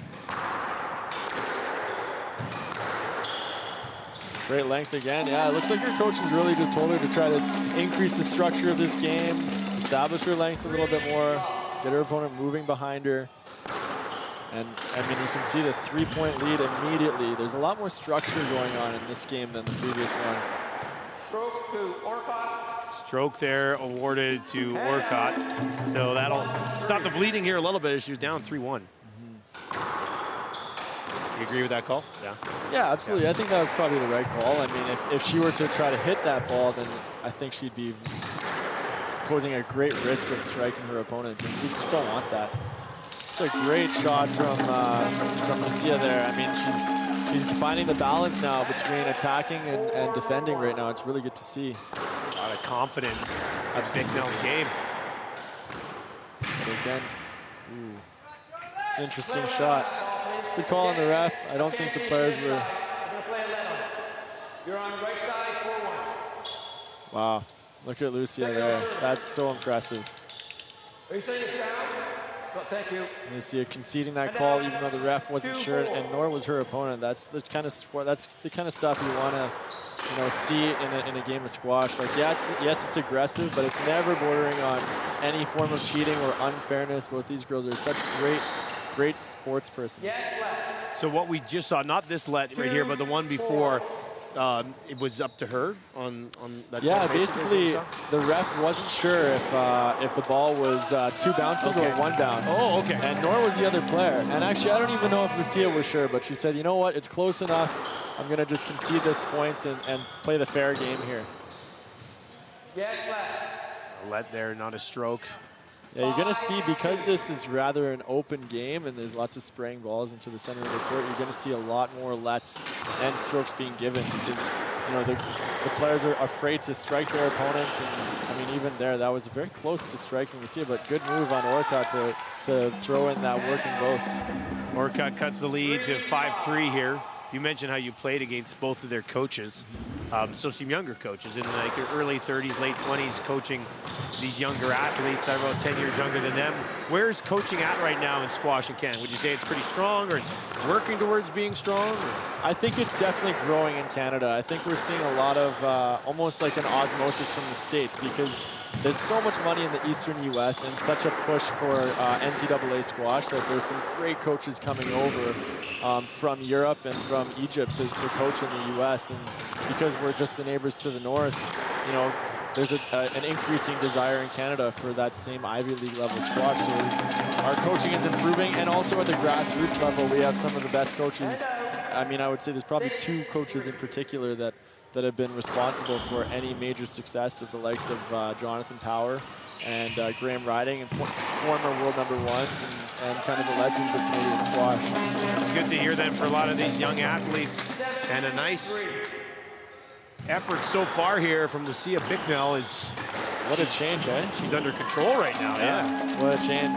All from just getting that ball closer to the back wall, as I'm sure you can tell. I mean, she's definitely applying pressure, and she's got that balance of attacking and defending right at this point.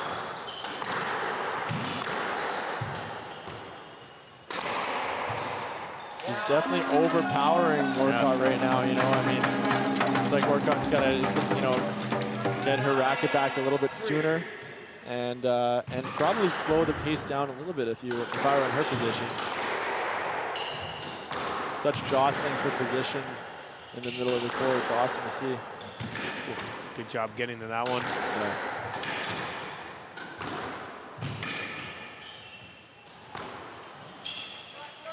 Could not get to that one. And Orcutt trying to somehow claw her way back here, trailing 9-4. She did take the first game, though. Just for the sake of viewership, I kind of hope Lucia takes this game so we've got some, really close one-all game and see what happens from that point. See who can establish themselves, get that upper hand. Both of our first two matches, 3-love for a bronze medal. And a game ball here for Bicknell now.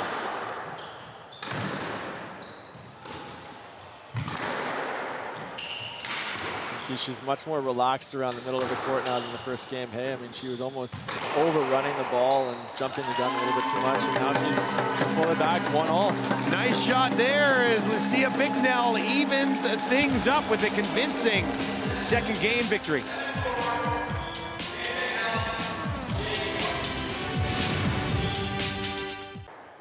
Welcome back to Red Deer, everyone. Thank you for joining us. Dustin Nielsen and Andrew Schnell with you, and excellent job bouncing back here from British Columbia's Lucia Bicknell. Absolutely, yeah. She really seemed to settle down a little bit more as we were talking about, establish that back of the court a little bit better, and just seemed like she wasn't quite as edgy or excited as that first game. You can see her just nice and composed in the middle of the court, and not using too much of that energy that she was in the first game. Now we get an opportunity to see how Charlotte Orcutt might be able to regroup and bounce back. So some adversity for Orcutt now as we are tied at 1 here. Best of 5 for a gold medal. And one of the things that we'll talk about probably here is this one's going to be the longest match that we've seen so far is the fitness of some of these athletes. Well, all of them obviously very fit, but we were chatting a little bit earlier and we got told a story about Charlotte Orcutt, and she's extremely committed, isn't she? It sure sounds like it, yeah. Her coach is describing how she is very, very almost ritualistic with her warm-up routines and her sleep schedule and also her nutrition. He says that she loves a good glass of beet juice before she plays. And I've never had beet juice. To be honest with you, it sounds disgusting to me, but you were telling me earlier like how much it can help an athlete. So what are the benefits of beet juice? I'm not a professional on this, but my nutritionist was telling me that especially longer distance athletes, so triathletes and Ironman individuals will try to take a dosage or a shot of beet juice at specific time intervals before they compete. Really? And it increases a level of some sort of, I believe, an alkaline level, but I could be way off with that. But it basically enables performance and for them to, just to be able to get more energy and more out of their body. And I mean, for Charlotte to be on that already and to understand that potential benefit, it shows that she's really trying to eke out, every single % of her game that she can. So where are you at with nutrition right now? Like how committed would you think? What's your go-to juice, I guess, is what I'm asking. Yeah, we really pay a lot of attention to electrolytes, I guess, and just hydration in general. I mean, you try to have roughly 3 liters per day plus about 750 milliliters for every hour working out. So it ends up being, if you're working 4 or 5 hours a day, it's a lot of liquid, and obviously water gets boring after a while, and also maybe not quite as effective as having some sort of electrolyte substance in drinks. But yeah, for me, I mean, a lot of it is about what you eat, but also just the sheer amount. This is a high calorie sport.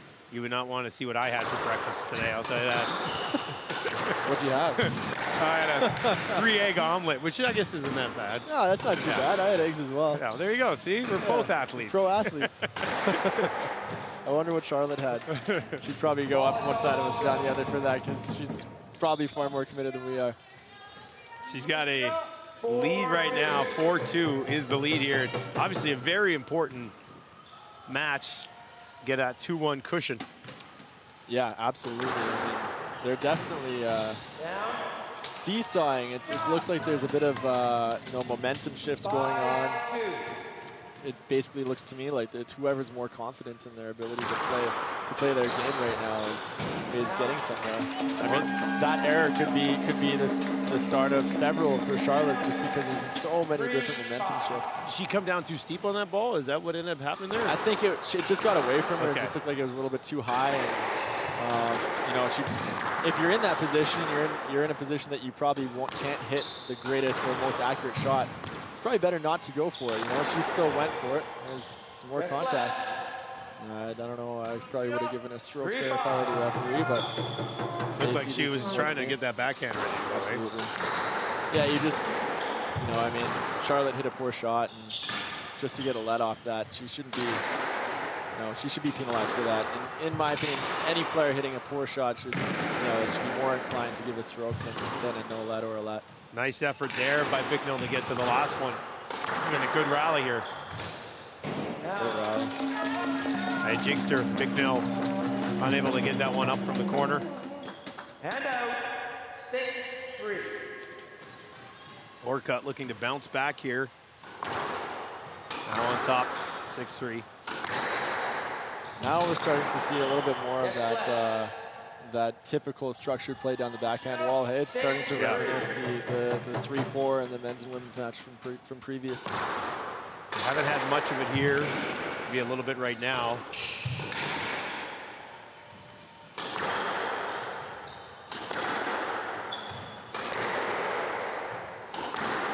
This is definitely a deliberate tactic by Charlotte to try to increase that structure again. You know, Lucia seems pretty comfortable playing that sporadic open game of squash that we saw her really use in the second game, but Charlotte's trying to just establish more structure, you know, tidy up the game, so to speak, so that, you know, she can understand and see what shot is coming next from Lucia.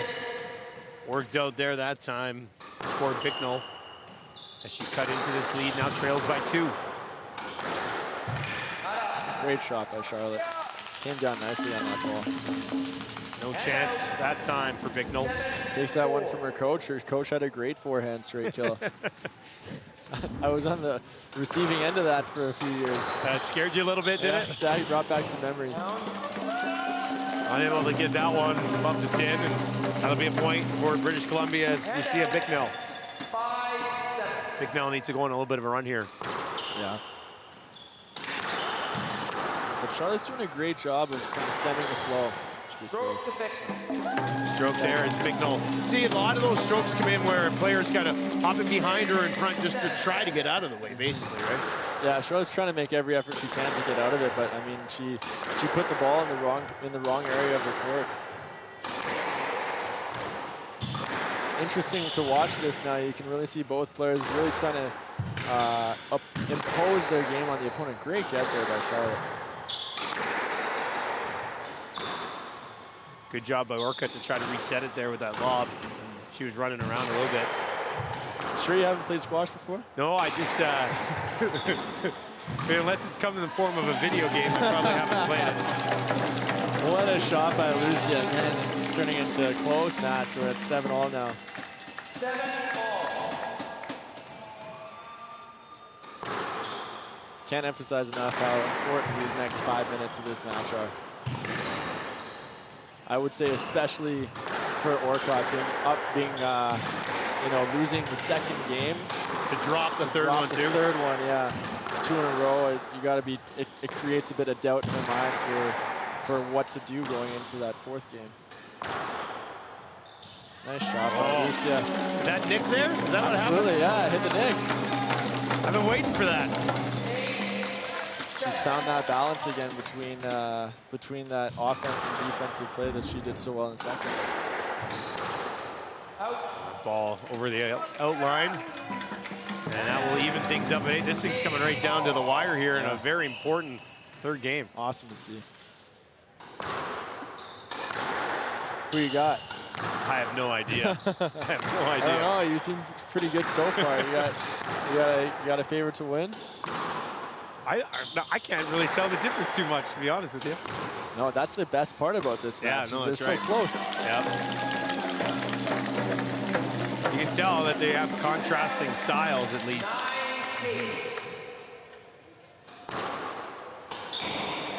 Oh, that's a big mistake from Charlotte there. Just mistimed that off the side wall. And 10-8, game ball.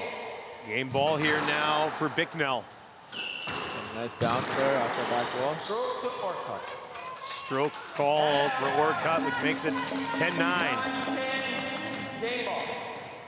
You can see Lucia looks a little bit nervous when returning that serve. She just got to consciously and consistently try to settle herself down. Just hit the tin. Wow, just off the top of the tin, and that is a big turn of events here for Lucia Bicknell. After dropping the first game, she has won the second and third. We'll goal for goal next. Welcome back, everyone. It's going to be a first opportunity to dish out a gold medal here in squash. It's the women's gold on the line, and Lucia Bicknell's done a good job getting this match under control. So impressed to see her come out 2-1 after losing that first game. She settled her nerves well, found that balance like we were talking about. And, we'll see if she can hang on and hold a 3-1 victory over a very determined Charlotte Orcutt. So far in this event, Orcutt had not lost a game. She got here 3-love, 3-love, 3-love. Wins the first one, so she won 10 games in a row. Now she's lost 2. It's got to maybe be rattling her a little bit. That's a good point. Yeah, I didn't realize she had won both her previous matches 2-love.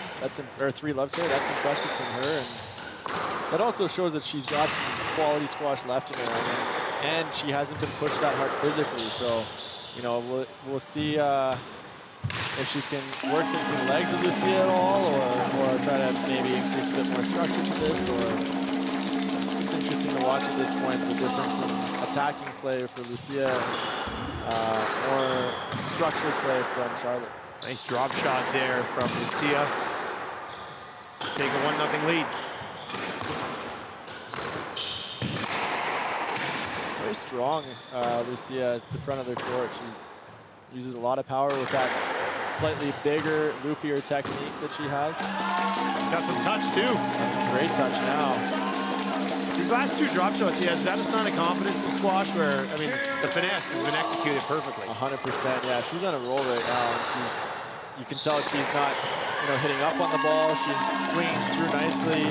She's nice and relaxed when she's swinging through. She's oozing with confidence right now, and there's no better feeling when you have that. It's almost like you can't miss. And now it's going to be completely up to Charlotte at this point to stem the flow. 3-0 Orcutt trails. And another one hammered home there by Bicknell. Charlotte looks like she's looking for answers right now. She looks like she doesn't know what to do at this point. But I mean, to be honest, Lucia's playing so well, and sometimes you are just out of answers. This is the best run I think we've seen today here with both of our bronze medal matches, now a gold medal match. Bicknell's up 5-0. And the most encouraging sign for Bicknell is they haven't come from Charlotte's mistakes. So that illustrates that Bicknell's completely in control of what's occurring right now, because she's controlling the middle of the court and coming up with some great attacking play.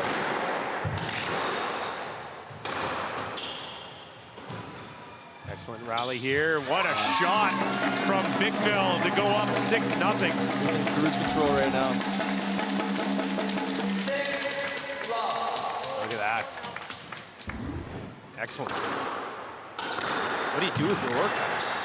If I were in Orcutt's shoes, it's difficult. I mean, I've been where she is, where you're just trying to look for answers and you just can't seem to find any. But really, it's going to be for her just trying to get to close down the court, I would say, and just stop attacking, keep the ball going to the back of the court. I mean, gosh, Lucy can't put a foot wrong right now. That ball was quite a lucky nick, but she still got it.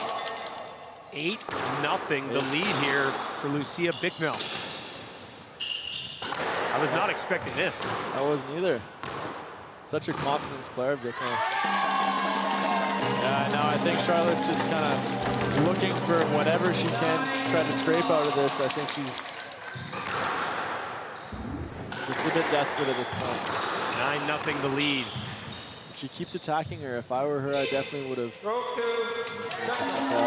Stroke there to Bicknell. This is a match point here. 10-0, a match point for a women's gold medal at the Canada Games. And Bicknell hammers it home for gold. What a convincing victory as she cruises here in the fourth game to win it 3-1. How impressive was that? So impressive. You don't often see an 11-love victory, and that match point was exactly the type of squash that she's earned her the gold medal now. I mean, she had penetrating length to the back of the court. Charlotte was just completely out of answers.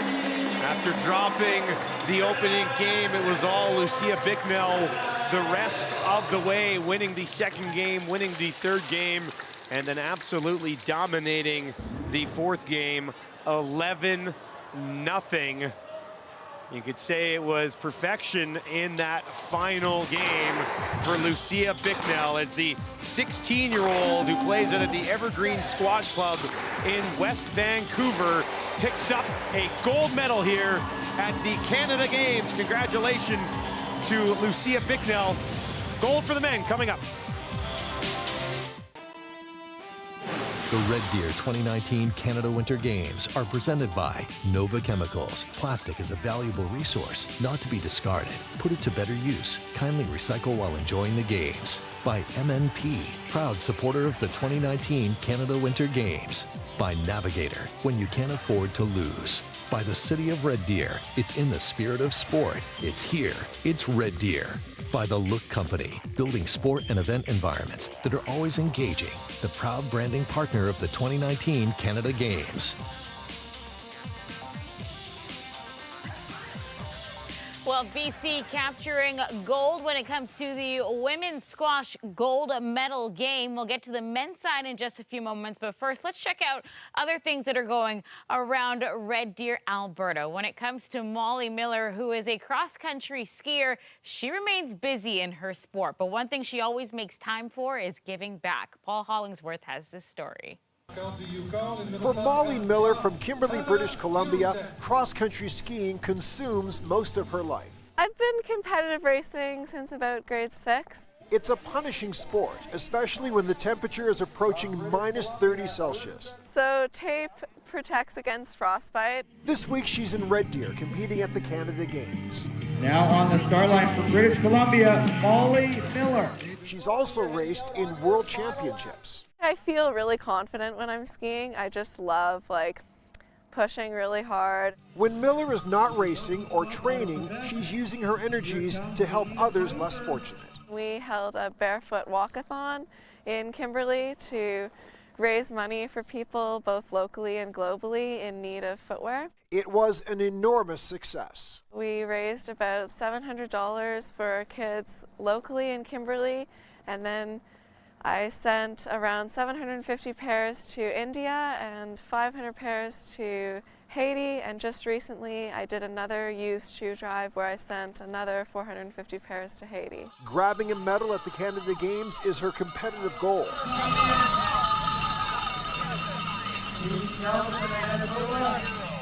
But bigger picture, Miller knows there are other more pressing issues that require her attention. Her worldview is not just limited to cross-country skiing. I feel, since I've been so privileged, that I have the responsibility to give back to those who haven't been given the same opportunities that I have.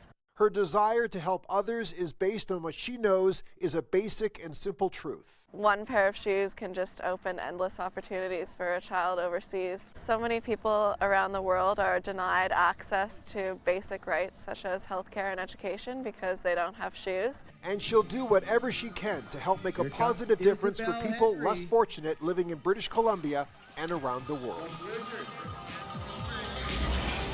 Very inspiring. When we return, more from Day 13 at the Canada Winter Games.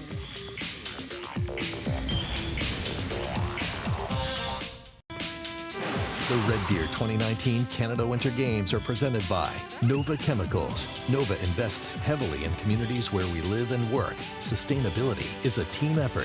Thank you for letting us be a part of the team. By Shaw, the official telecommunications provider of the Canada Games. By Winmar Restoration, offering complete residential and commercial property restoration services with 24-hour emergency service and a response time that can't be beat. By Nosac Food Group, serving Central Alberta for over 36 years. And by ATB. ATB is proud of you, Alberta, and proud to support the 2019 Canada Winter Games. Well, they're two athletes from two different places in Canada. But when they joined in Red Deer, Alberta, they learned that they share a common thread. That common thread being cystic fibrosis. Paul Hollingsworth has this story. They are two athletes living 6,000 kilometers apart. But in Red Deer, Katie Hart and Cameron Davis are sharing the same national stage. Hart is a hockey player for Northwest Territories. She wants her team to make a statement. We're definitely here to compete. Davis competes in gymnastics for Prince Edward Island. It's a sport he flat out loves. There are days where you just feel lighter than air, like you just feel like you can do everything. Away from the rink and gym, Hart and Davis share a common bond, one that sets them apart from the other 3,600 athletes competing at the Canada Games. Both have cystic fibrosis, a potentially fatal genetic disorder that affects mostly the lungs, but can also impact the pancreas, liver, kidneys, and intestine. As a child, I had a double bowel obstruction, so I had to undergo surgery for that as an infant, and then they decided they'd test for cystic fibrosis as well, and they tested and I tested positive. Hart was diagnosed at birth. Then you're just worried about your child living a few years. The outlook was grim. The first while was very scary.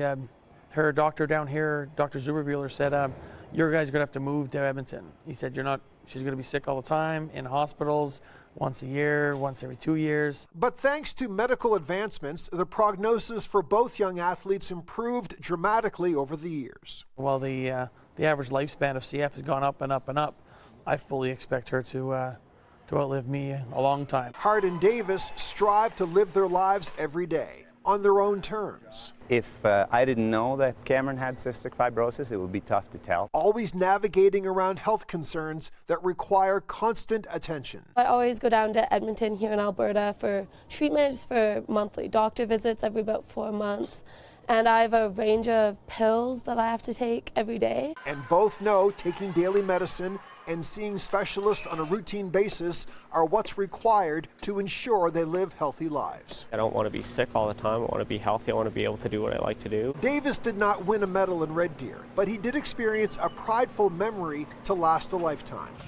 He was Prince Edward Island's flag bearer at the opening ceremony. It was pretty surreal. I mean, getting to carry the flag into the opening ceremonies, felt like I was a little too focused staring up at the flag, focusing on what I was doing, but I still enjoyed the moment. Hart, playing on an underdog team, not expected to win many games, is the assistant captain. It just feels good to be able to show people that no matter what you have, any diseases, you can overcome them and you can learn to deal with them and compete at high levels. Active living and participation in sports are fueling factors that propelled both to overcome huge medical hurdles. I think the sports has actually fueled her health totally.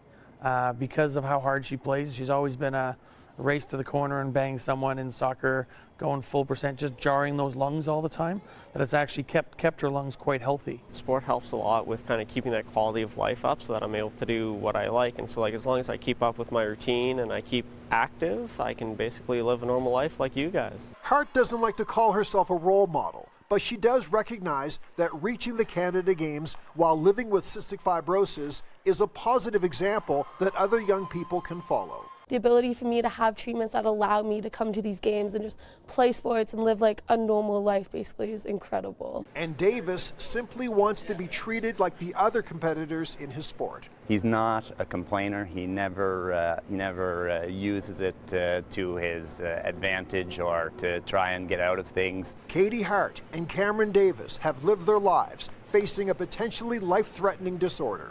I guess life has a way of doing it, just kind of works its way out. But they've also never allowed cystic fibrosis to slow them down while reaching one of the highest levels of amateur sport.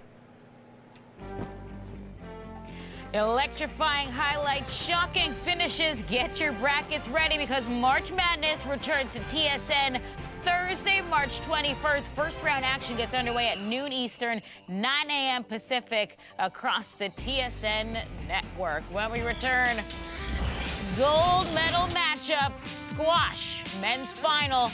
We'll have that next.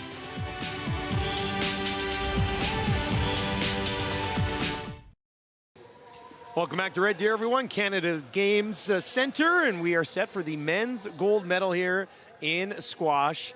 Liam Marison out of Ontario taking on fellow Ontario athlete Neil Ishmael, and they are just underway. What are we expecting here, Andrew? Gosh, I think this is going to be a great final. You know, we've got a very good contrast in styles. Liam is supremely relaxed and very good at manipulating the ball around the court, and Neil is unbelievably quick and physical.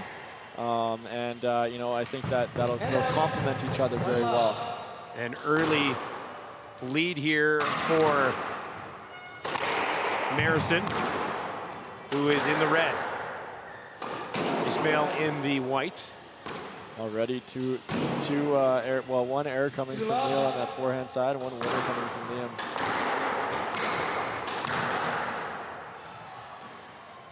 Doesn't ask for a let. These guys look like they're good friends here. I think if we were a person from a different province, maybe he would have asked for a let there. I immediately looked over to the official. I was like, oh, that'll be a let. But the way things have been called so far. Great pace, really trying to get that ball through the court to the back of the court. I mean, there's a fine line between hitting it soft and high and hard and low, because you know you want to get it so that your opponent's unable to volley the next shot. But if you go too low, then you won't be able to get it far enough back. Liam is unbelievably good with his racket. I mean, that shot that he just played was virtually invisible. You don't know if he's going to hit a straight drive, a cross court, or a boast. He's just so relaxed with that racket. He hits the ball very cleanly on both sides. Drop shot attempt there. And a nice start here for Marison, now leading 4-1.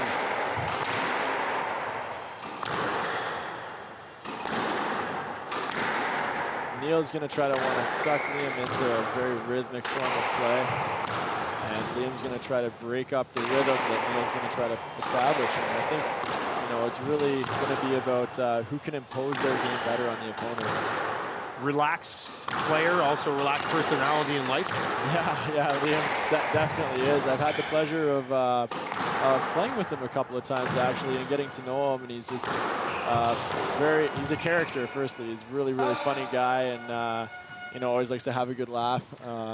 Just such a relaxed person, and you can see it in his squash game. Missed on that last one, and it came above the outline.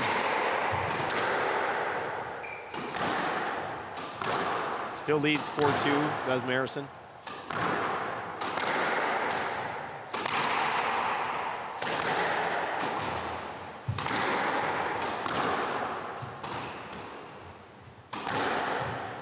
One of the great opening rallies in this game so far. You can again see both personalities trying to come out on court. Nice get by Neil there. What a shot before, too. Absolutely. And just a little bit too much for Neil in that rally. And out, 5-2. Marison leads 5-2.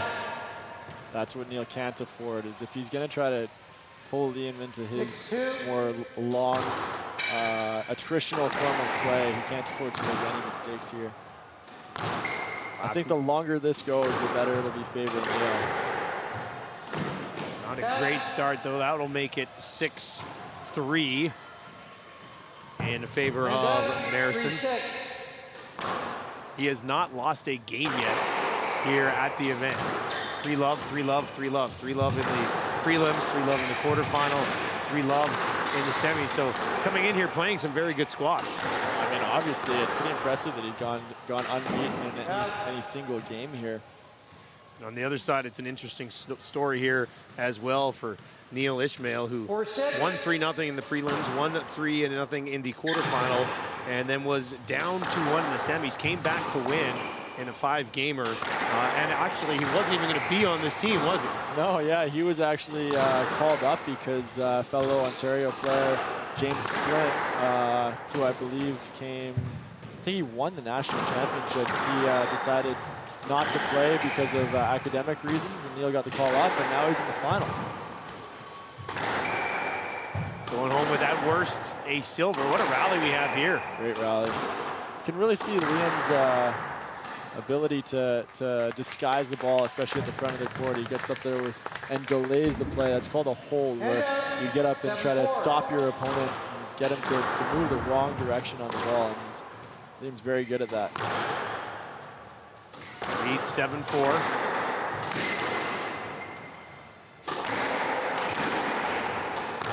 Neil looks so methodical.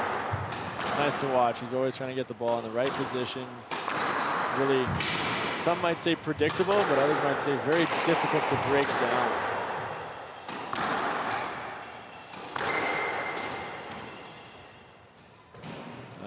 That's a too bad. That's a costly mistake there.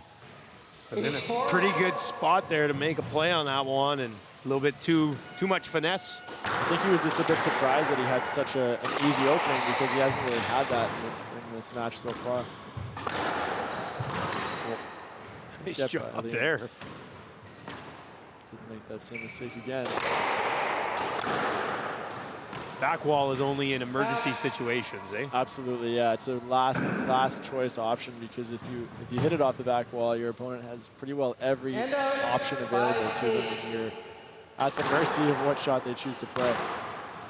Ismail serving there, down 8-5. He's established himself very well this game so far.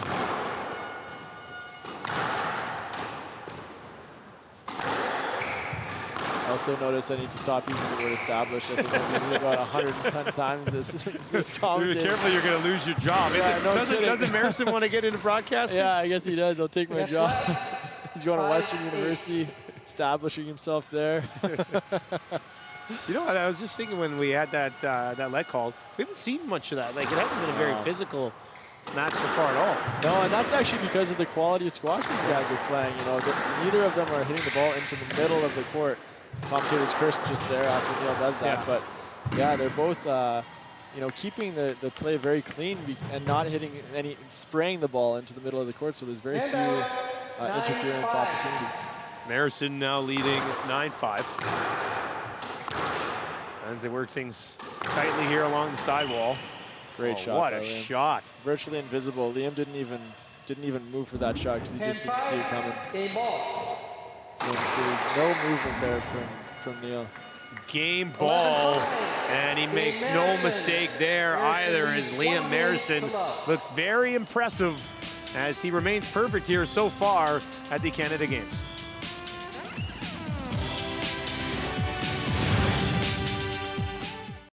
Welcome back, everyone. Canada Games Center in Red Deer. Dustin Nielsen and Andrew Schnell with you, and very impressive opening game there from Liam Marison. Yeah, unbelievable. I mean, it wasn't a very long game, was it? He was definitely in control of the ball and therefore his opponents. And if I were Neil, I'd be looking to just try to lengthen this out as much as he can. You know, again, pull that. There's a nick attempt. Nice get by Neil. Yes, lap. Love ball. Yeah, Neil should lengthen this out as much as he can, try to turn this into a more attritional game. And you can see him trying to do that with that lob.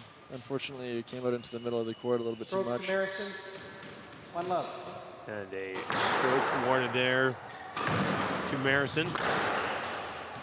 As we are underway here in the second game, both of these Ontario athletes coached by the same people, and their coaches aren't doing any coaching at all in this gold medal match, are they? No, not at all. They just said, you know what, guys, I mean, we're just celebrating that you're both in the finals and going to come home with 2 medals. It's up to you now. As an athlete, what do you think of that? I think it's fair enough. Yeah. I mean, they're both coached by the Ontario coach. I'm sure if their personal coaches were here, then they would be coaching. But I mean, for this event, I think it's fair enough to just let the players try to find their own way and find their own solutions. It's a good couple rallies for Neil. He's actually starting to attack a little bit more. He had a great backhand boast in the last rally. And completely predicted where Liam was going to hit that next ball, and now he's at 3-1. Nice shot there. The difference here than maybe what we saw in the beginning is he's controlling the tee a little bit, Absolutely, isn't he? Yeah.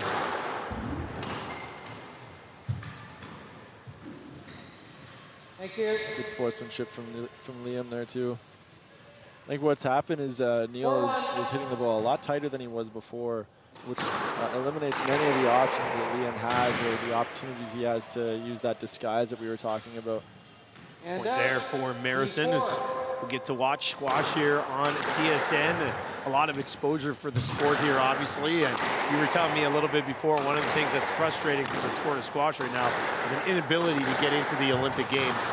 What is it like being the #1 squash male in the country, knowing that you don't have a crack at the Olympics? It's really frustrating, actually. I think, you know, I mean, the top guys in Canada and in the world are training about 4 to 5 hours daily, 6 days a week, investing a lot of time and money into this sport. And I think it's one of the ultimate testaments to athleticism overall. I mean, the hand-eye coordination is there, the fitness is there, you need to be fast.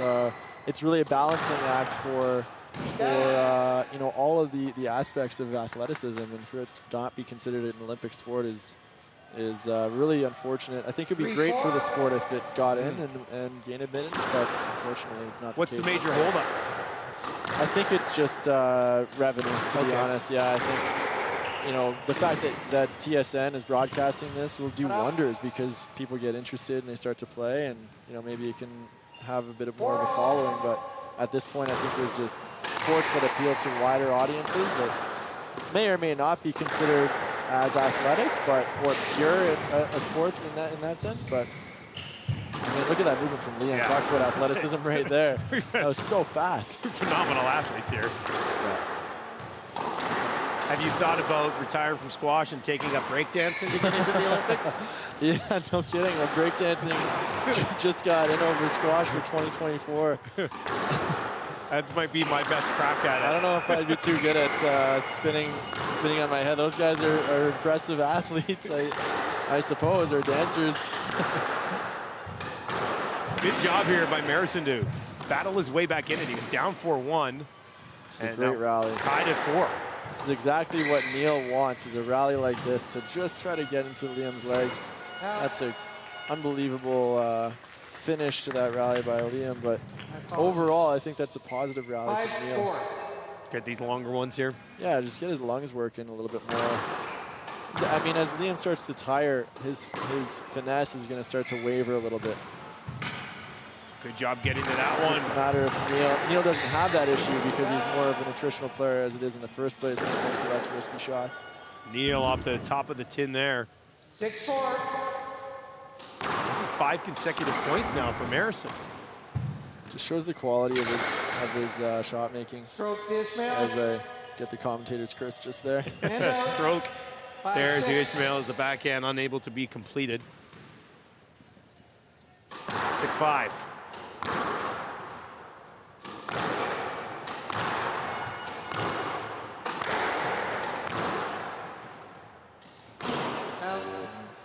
So really a nothing mistake from Liam. He didn't need to go for that shot. It was not the greatest opportunity for him to hit that. Just handing Neil at that point. Ties things up at 6 here in the second game of our gold medal match. Liam Marison won the first game. And yeah, it's interesting to watch now. The pace is really slowed down. I wonder if these guys are starting to get a little bit tired, or maybe they didn't have their beet juice. Yeah, today. need to contact Charlotte for that. She is an Ontario teammate. Absolutely, yeah. Tied at 7 here. I think the slower pace might actually favor Neil just a little bit at this point. You know, he's just trying to establish as much rhythm as he can, and you're seeing the error starting to come from Liam. Liam maybe a little bit too excited, not too excited, but just too anxious to do something with the ball when Neil's so patient right now. Back in there was high, and it's too bad that he hammered made off the mistake, had that opportunity. That's a positive mistake, though. I mean, he didn't flutter. He didn't, you know, like he wasn't tentative off that stroke. He went for it, was just a little bit too low.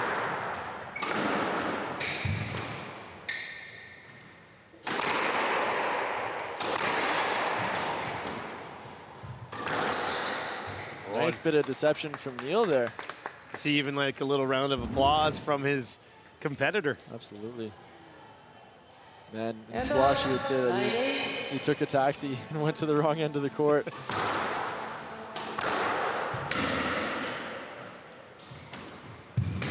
catch. Couldn't get to the second one. Wants a let. Definitely not a stroke there. He got it. I'm surprised he got it, actually. 9-8, yes, left. Could have gone around him and got to that one. I don't know if he could have got that ball, actually. I mean, okay. Yeah. It's possible. Like an unplayable ball. The ref's giving him the benefit of the doubt there, so. He's in a good spot here now with a 9-8 lead. He needs this game. And a stroke. He's got 2 or 3 strokes in that front left-hand corner. That might be an area to pick on. Game ball here for Ismail. And really, it's just been about him getting balls deep, getting balls to that neck. I mean, you might win another squash game here. Staying alive for now is Marison. And good shot there, no chance for Ismail to get to it. Huge point for Neil. I think if he loses this point, Liam gets a 10-all. I have a feeling he's going to walk away with this match.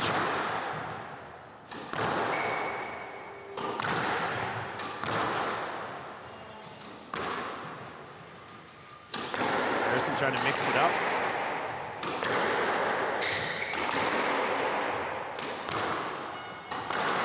Look at the amount of rhythm that Neil has established after, there you go, using that word again. Yes, left. It's very, very rhythmic play and very structured play. And Neil, this is exactly what Neil wants. Another game ball here for Ismail.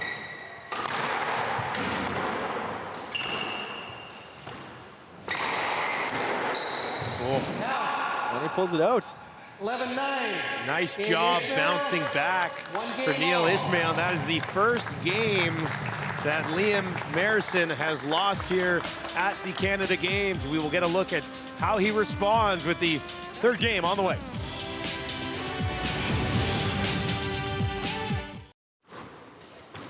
Welcome back to Canada Games Center in Red Deer, everyone. Thank you very much for joining us. It's the men's gold medal match here in squash. And the story of 2 games here so far, hasn't it, Andrew? Yeah, it's been really impressive. I mean, the first game, Liam was just all over Neil, really using his ball control to break up any rhythm that Neil might establish. And then it was the exact opposite in the second game. Neil lulled Liam into a very rhythmic type of play. Both athletes from Ontario, and gold medal still up for grabs. Yeah, I would guess that Liam's going to come out here and really try to use the front of the court to his advantage. Whenever Neil sends him in short, I would guess he's going to jump on it and use that disguise that he did so well in the first game. And then, again, break up that rhythm with that boast. And anything he can to just prevent Neil from getting in that attritional, methodical form of play that he likes so much. Tied in 1 here early.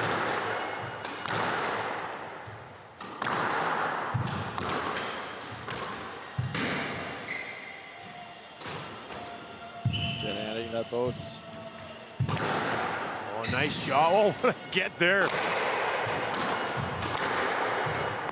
Talk about athleticism. It's impressive squash. Rally got crazy there for a bit. It's kind of slowed back down, eh? Smart play from Neil. I mean, he recognized that it was maybe getting away from him a little bit, going into Liam's favor, and he just takes it right back and closes down the court. Oh, what a shot there from Liam Marison. Look at this lunge from Liam here. I mean, just scrapes it back, almost in a full split position, wins the rally. That was a big point there for Liam.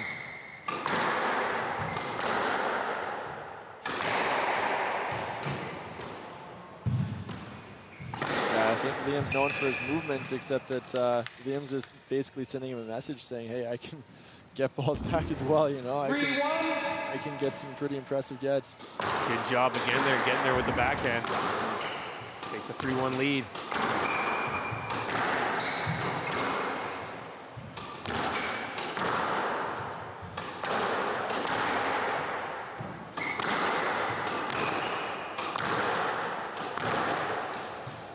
Miss there from Ismail. Unfortunate miss from Neil.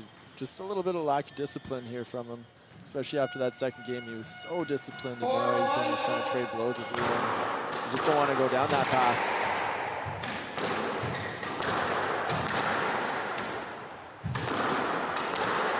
Wow, he played it. Could have got an easy stroke off that.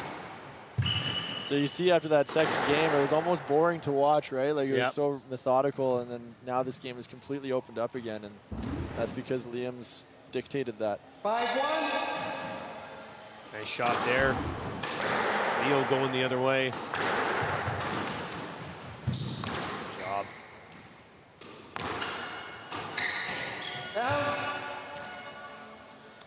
Neil needed that miss from Liam. It's almost going to pull a Lucia and run away with the game. Yeah, I was going to say, we saw it earlier, the clinching game earlier on, 11-0. Yes, lad. A quick lead there. As right now, it's Ontario Red. Liam Marison leading 5-2. I can tell these guys are good friends. Conceding points where it needs to be conceded. Not getting in each other's way at all.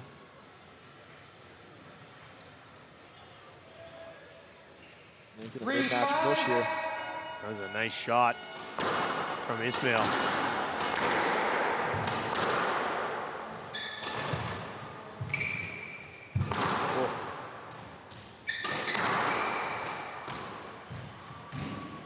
Trying to get a little fancy there.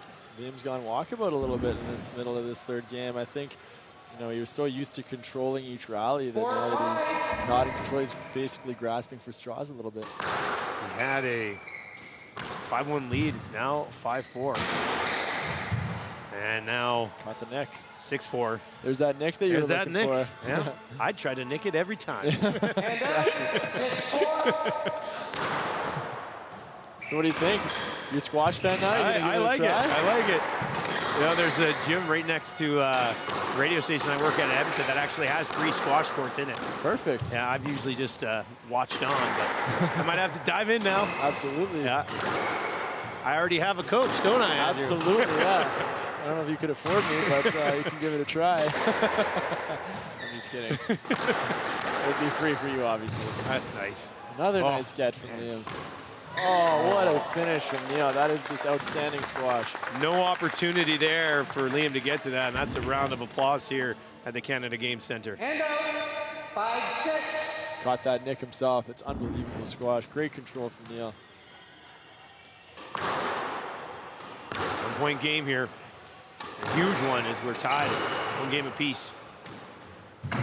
So impressed by Neil here. I mean, I thought after that first game, Liam might just run away with this match, but Neil is really, and even midway through the third, I thought, you know, Liam was in complete control, and Neil has done such a great job of staying in this, playing tough, and showing his skills in squash. But that's too bad. Wasn't happy with that one. Ball's back behind. 7-6. Looks like he's breathing pretty hard there. A couple long rallies here so far in this game. Can you actually reset? Like when you get that 90-second break, does it really help you get much of your energy back? A little bit. I think it just allows you to gain your breath a little bit. I think it's more used just so that you can take a breather to figure out what's going on and to develop a strategy for the following game. Strong backhander there, but Liam gets to it. Oh, great catch from Liam. Boy, I hope we get a replay on that one. That was amazing. He was running around there. Full lunge here by Liam. Look at that. Unreal. But then Neil just stepped up, jumped on that ball front right-hand corner, and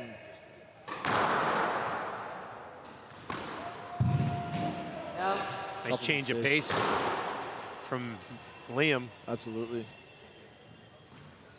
This has been a great back and forth here, but Liam still hanging on 9-7. Barely. Just because of a couple mistakes from Neil here, but if you were to eliminate those, I mean, he's actually controlling more of the rallies than Liam is. Okay, right I now. thought I was going crazy because I was thinking that so far in this game, To me, just in the naked eye here, Neil looks like he's doing a better job. I think he is, yeah. I mean, he's just made a couple mistakes, but it's up to him. And another great, tight backhand drop. It's going to tie this thing up at 9 points apiece. It is first to 11 or win by 2 if you're just joining us. Huge game to win, especially for Neil. I think Liam has enough in him that if he goes down 2 games to 1, he can still come out and win in 5 potentially. But for Neil, I think if he loses this game, it'd be hard to see Liam dropping that foot and ending up in the 5th game. What a shot there from Liam. Unreal, and just the right time.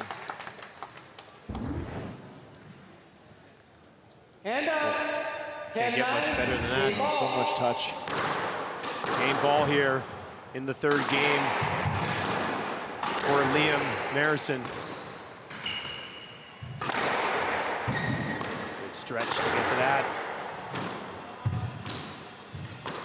Smart play. Just resetting. Oh, here we go. He's got an opportunity, and what a finish by Liam. I was going the wrong way. Were you? I was looking for the drive. A little finesse on the finish there for Liam Marison as he bounces back and takes the 3rd game here in the men's gold medal match.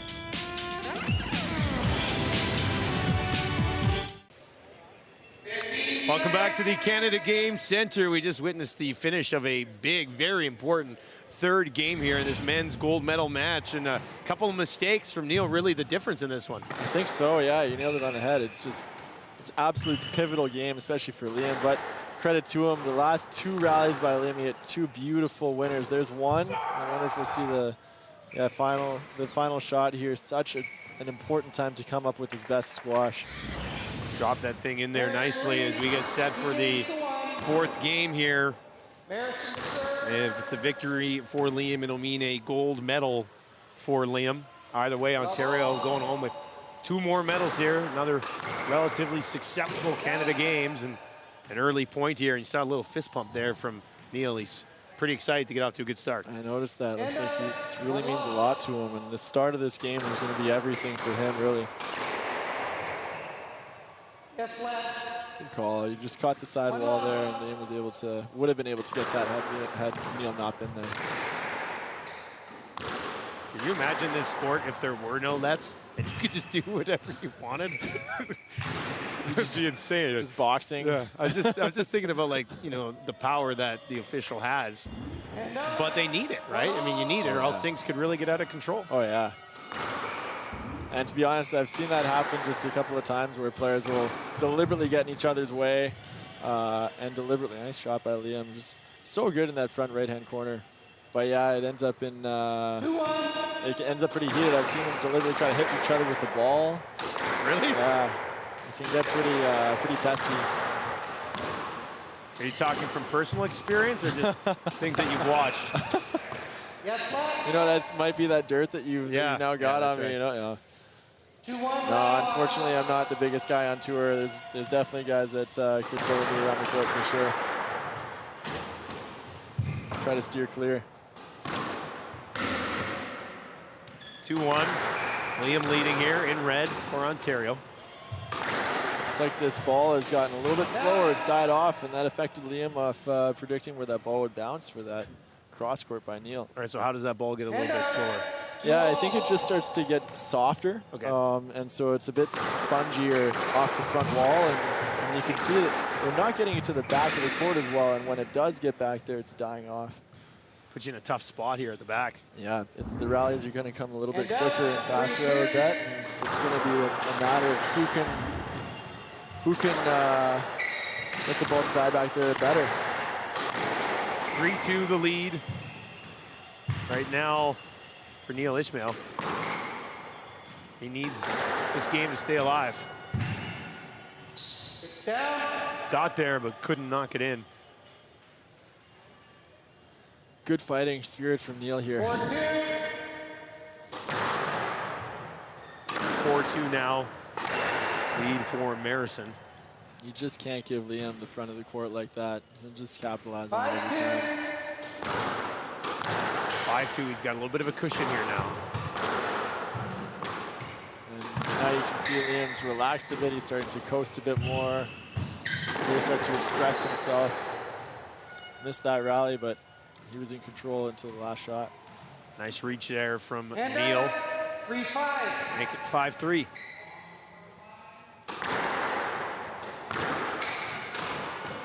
Shot. What a nice shot by Neil. Man, every time you think he's down and out, he comes up with a couple great shots.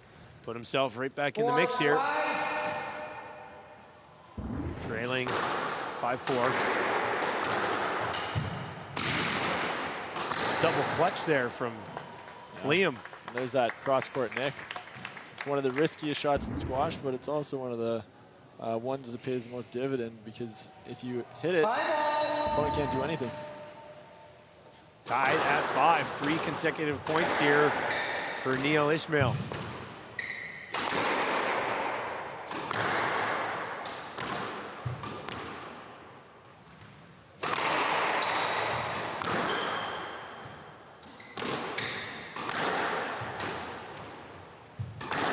Good rally. Yes, left. Almost a no-let there. I thought that Liam might have been searching for a stroke, and Neil was out of the way. Remains tied at 5.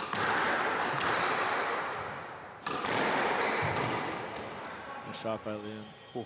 You can see he just catches out his opponents on 2 or 3 rallies. And that might be the difference here. He's confusing me on that one. I didn't think he was going to hit the shot that he did there. No. It comes down to that relaxed mentality and relaxed wrist. He can move the ball around the court very easily because his wrist is moving so freely. 7-5. Has regained a 2-point cushion. Nice shot there from Neil. It's been one of Neil's most effective shots. He gets Liam moving over for the cross court and snaps it straight.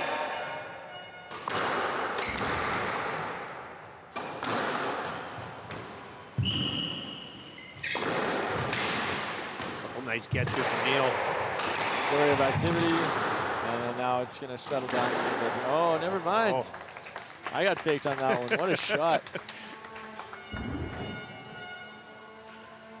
And out. 8-6. Good shot, blew it right past Neil one way, came bouncing back the other, and no chance. 3 points away now from a gold medal here is Liam Marison.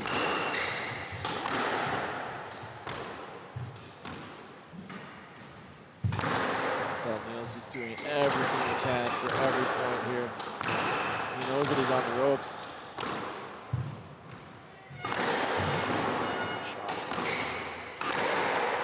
Great rally here. Unreal. Gotta think this is starting to get more and more physical. You can see Neil breathing pretty heavily after that rally. Well, here in the 7-8. 4th game, now 8-7. Liam's doubling over, just trying to get a little bit more oxygen.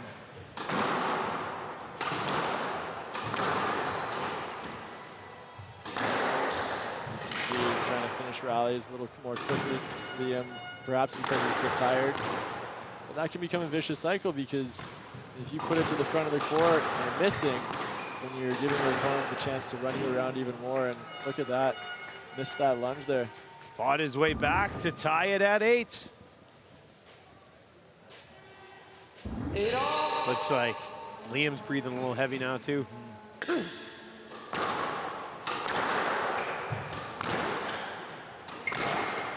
Nice shot from Liam. Whenever it gets close, he's able to just pull out a couple quick winners. Like nice shots too, yeah. Yeah. And out. 9-8. Helps to have those in your toolbox, especially if you are getting a little bit tired. He's going for it. He's feeling this physically. If Neil is able to lengthen these rallies just a little bit more, just out.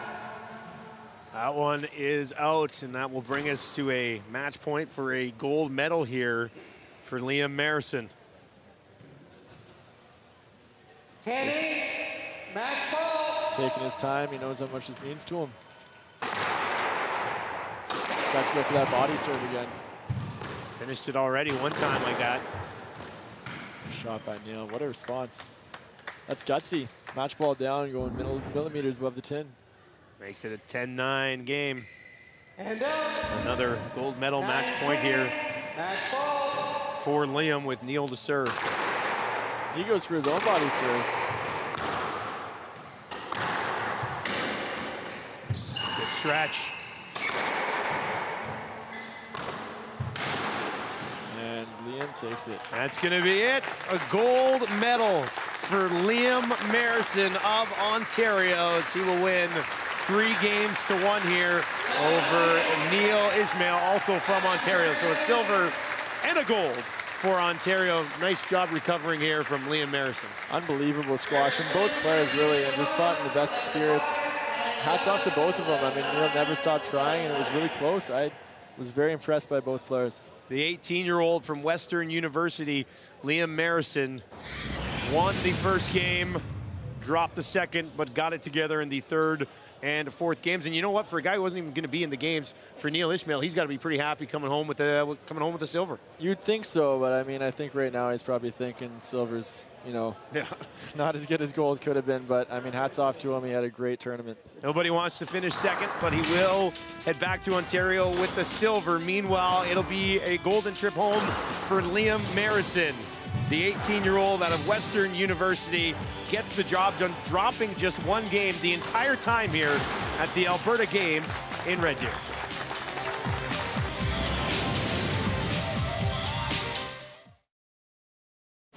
The Red Deer 2019 Canada Winter Games are presented by Nova Chemicals. Nova invests heavily in communities where we live and work. Sustainability is a team effort. Thank you for letting us be a part of the team.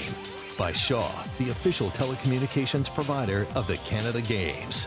By Winmar Restoration, offering complete residential and commercial property restoration services with 24-hour emergency service and a response time that can't be beat. By Nosac Food Group, serving Central Alberta for over 36 years. And by ATB. ATB is proud of you, Alberta, and proud to support the 2019 Canada Winter Games. Well, it's Ontario capturing gold. Liam Marison with gold in the squash event. Also, Ontario very well represented as they had won silver as well in that event. But some more action from day 13 as we get you to your judo highlights. Men's final plus 81 kilograms. British Columbia's Ian Ryder taking on Quebec's Martin Penchep. A little bit of controversy in this one, as there were 2 throws by Ryder that initially had looked good. A table judge overruled the floor judge, deeming the first throw to be worth a half point. The match would continue, and it would be Ryder who would win the match with a second throw, capturing gold for BC. On to some archery now. Team mix gold medal match between Quebec and Manitoba, and this one ended in a tie after 4 rounds, both teams collecting 153 points. After 4 shots were taken in total from both sides, the judges would have a look at this one, and it would be Quebec who would prevail in the shoot-off and capture gold. Manitoba got silver, as well as Saskatchewan, who took home bronze. When we return, we wrap up the events from day 13 at the Canada Winter Games in Red Deer, Alberta. The Red Deer 2019 Canada Winter Games are presented by Melcor, building the communities where people live, work, shop, and play since 1923. By Columbia, we love keeping you warm. By Santec, architects, engineers, scientists, and project managers who design with community in mind. By the Canadian Olympic Foundation, a proud national partner of the Canada Games. Supporting our athletes today builds the champions of tomorrow. And by Teck, Canada's largest diversified resource company and the exclusive medal supplier for the Canada Games. Quebec still well ahead and in front as we take a look at our medal standings. 141 total medals, including 64. Ontario also up there in the board, and Nova Scotia a total of 9, including 6 silver medals. And tomorrow, huge matchup as we wrap up day 14 of the Canada Winter Games, the women's hockey finals. That's Saturday at 2:30 p.m. Eastern Time. And of course, it's the beginning of a doubleheader as we've got women's hockey, and then we close things out with a closing ceremony in Red Deer, Alberta. Day 14, folks. As the Canada Games almost coming to a close, we will check in then.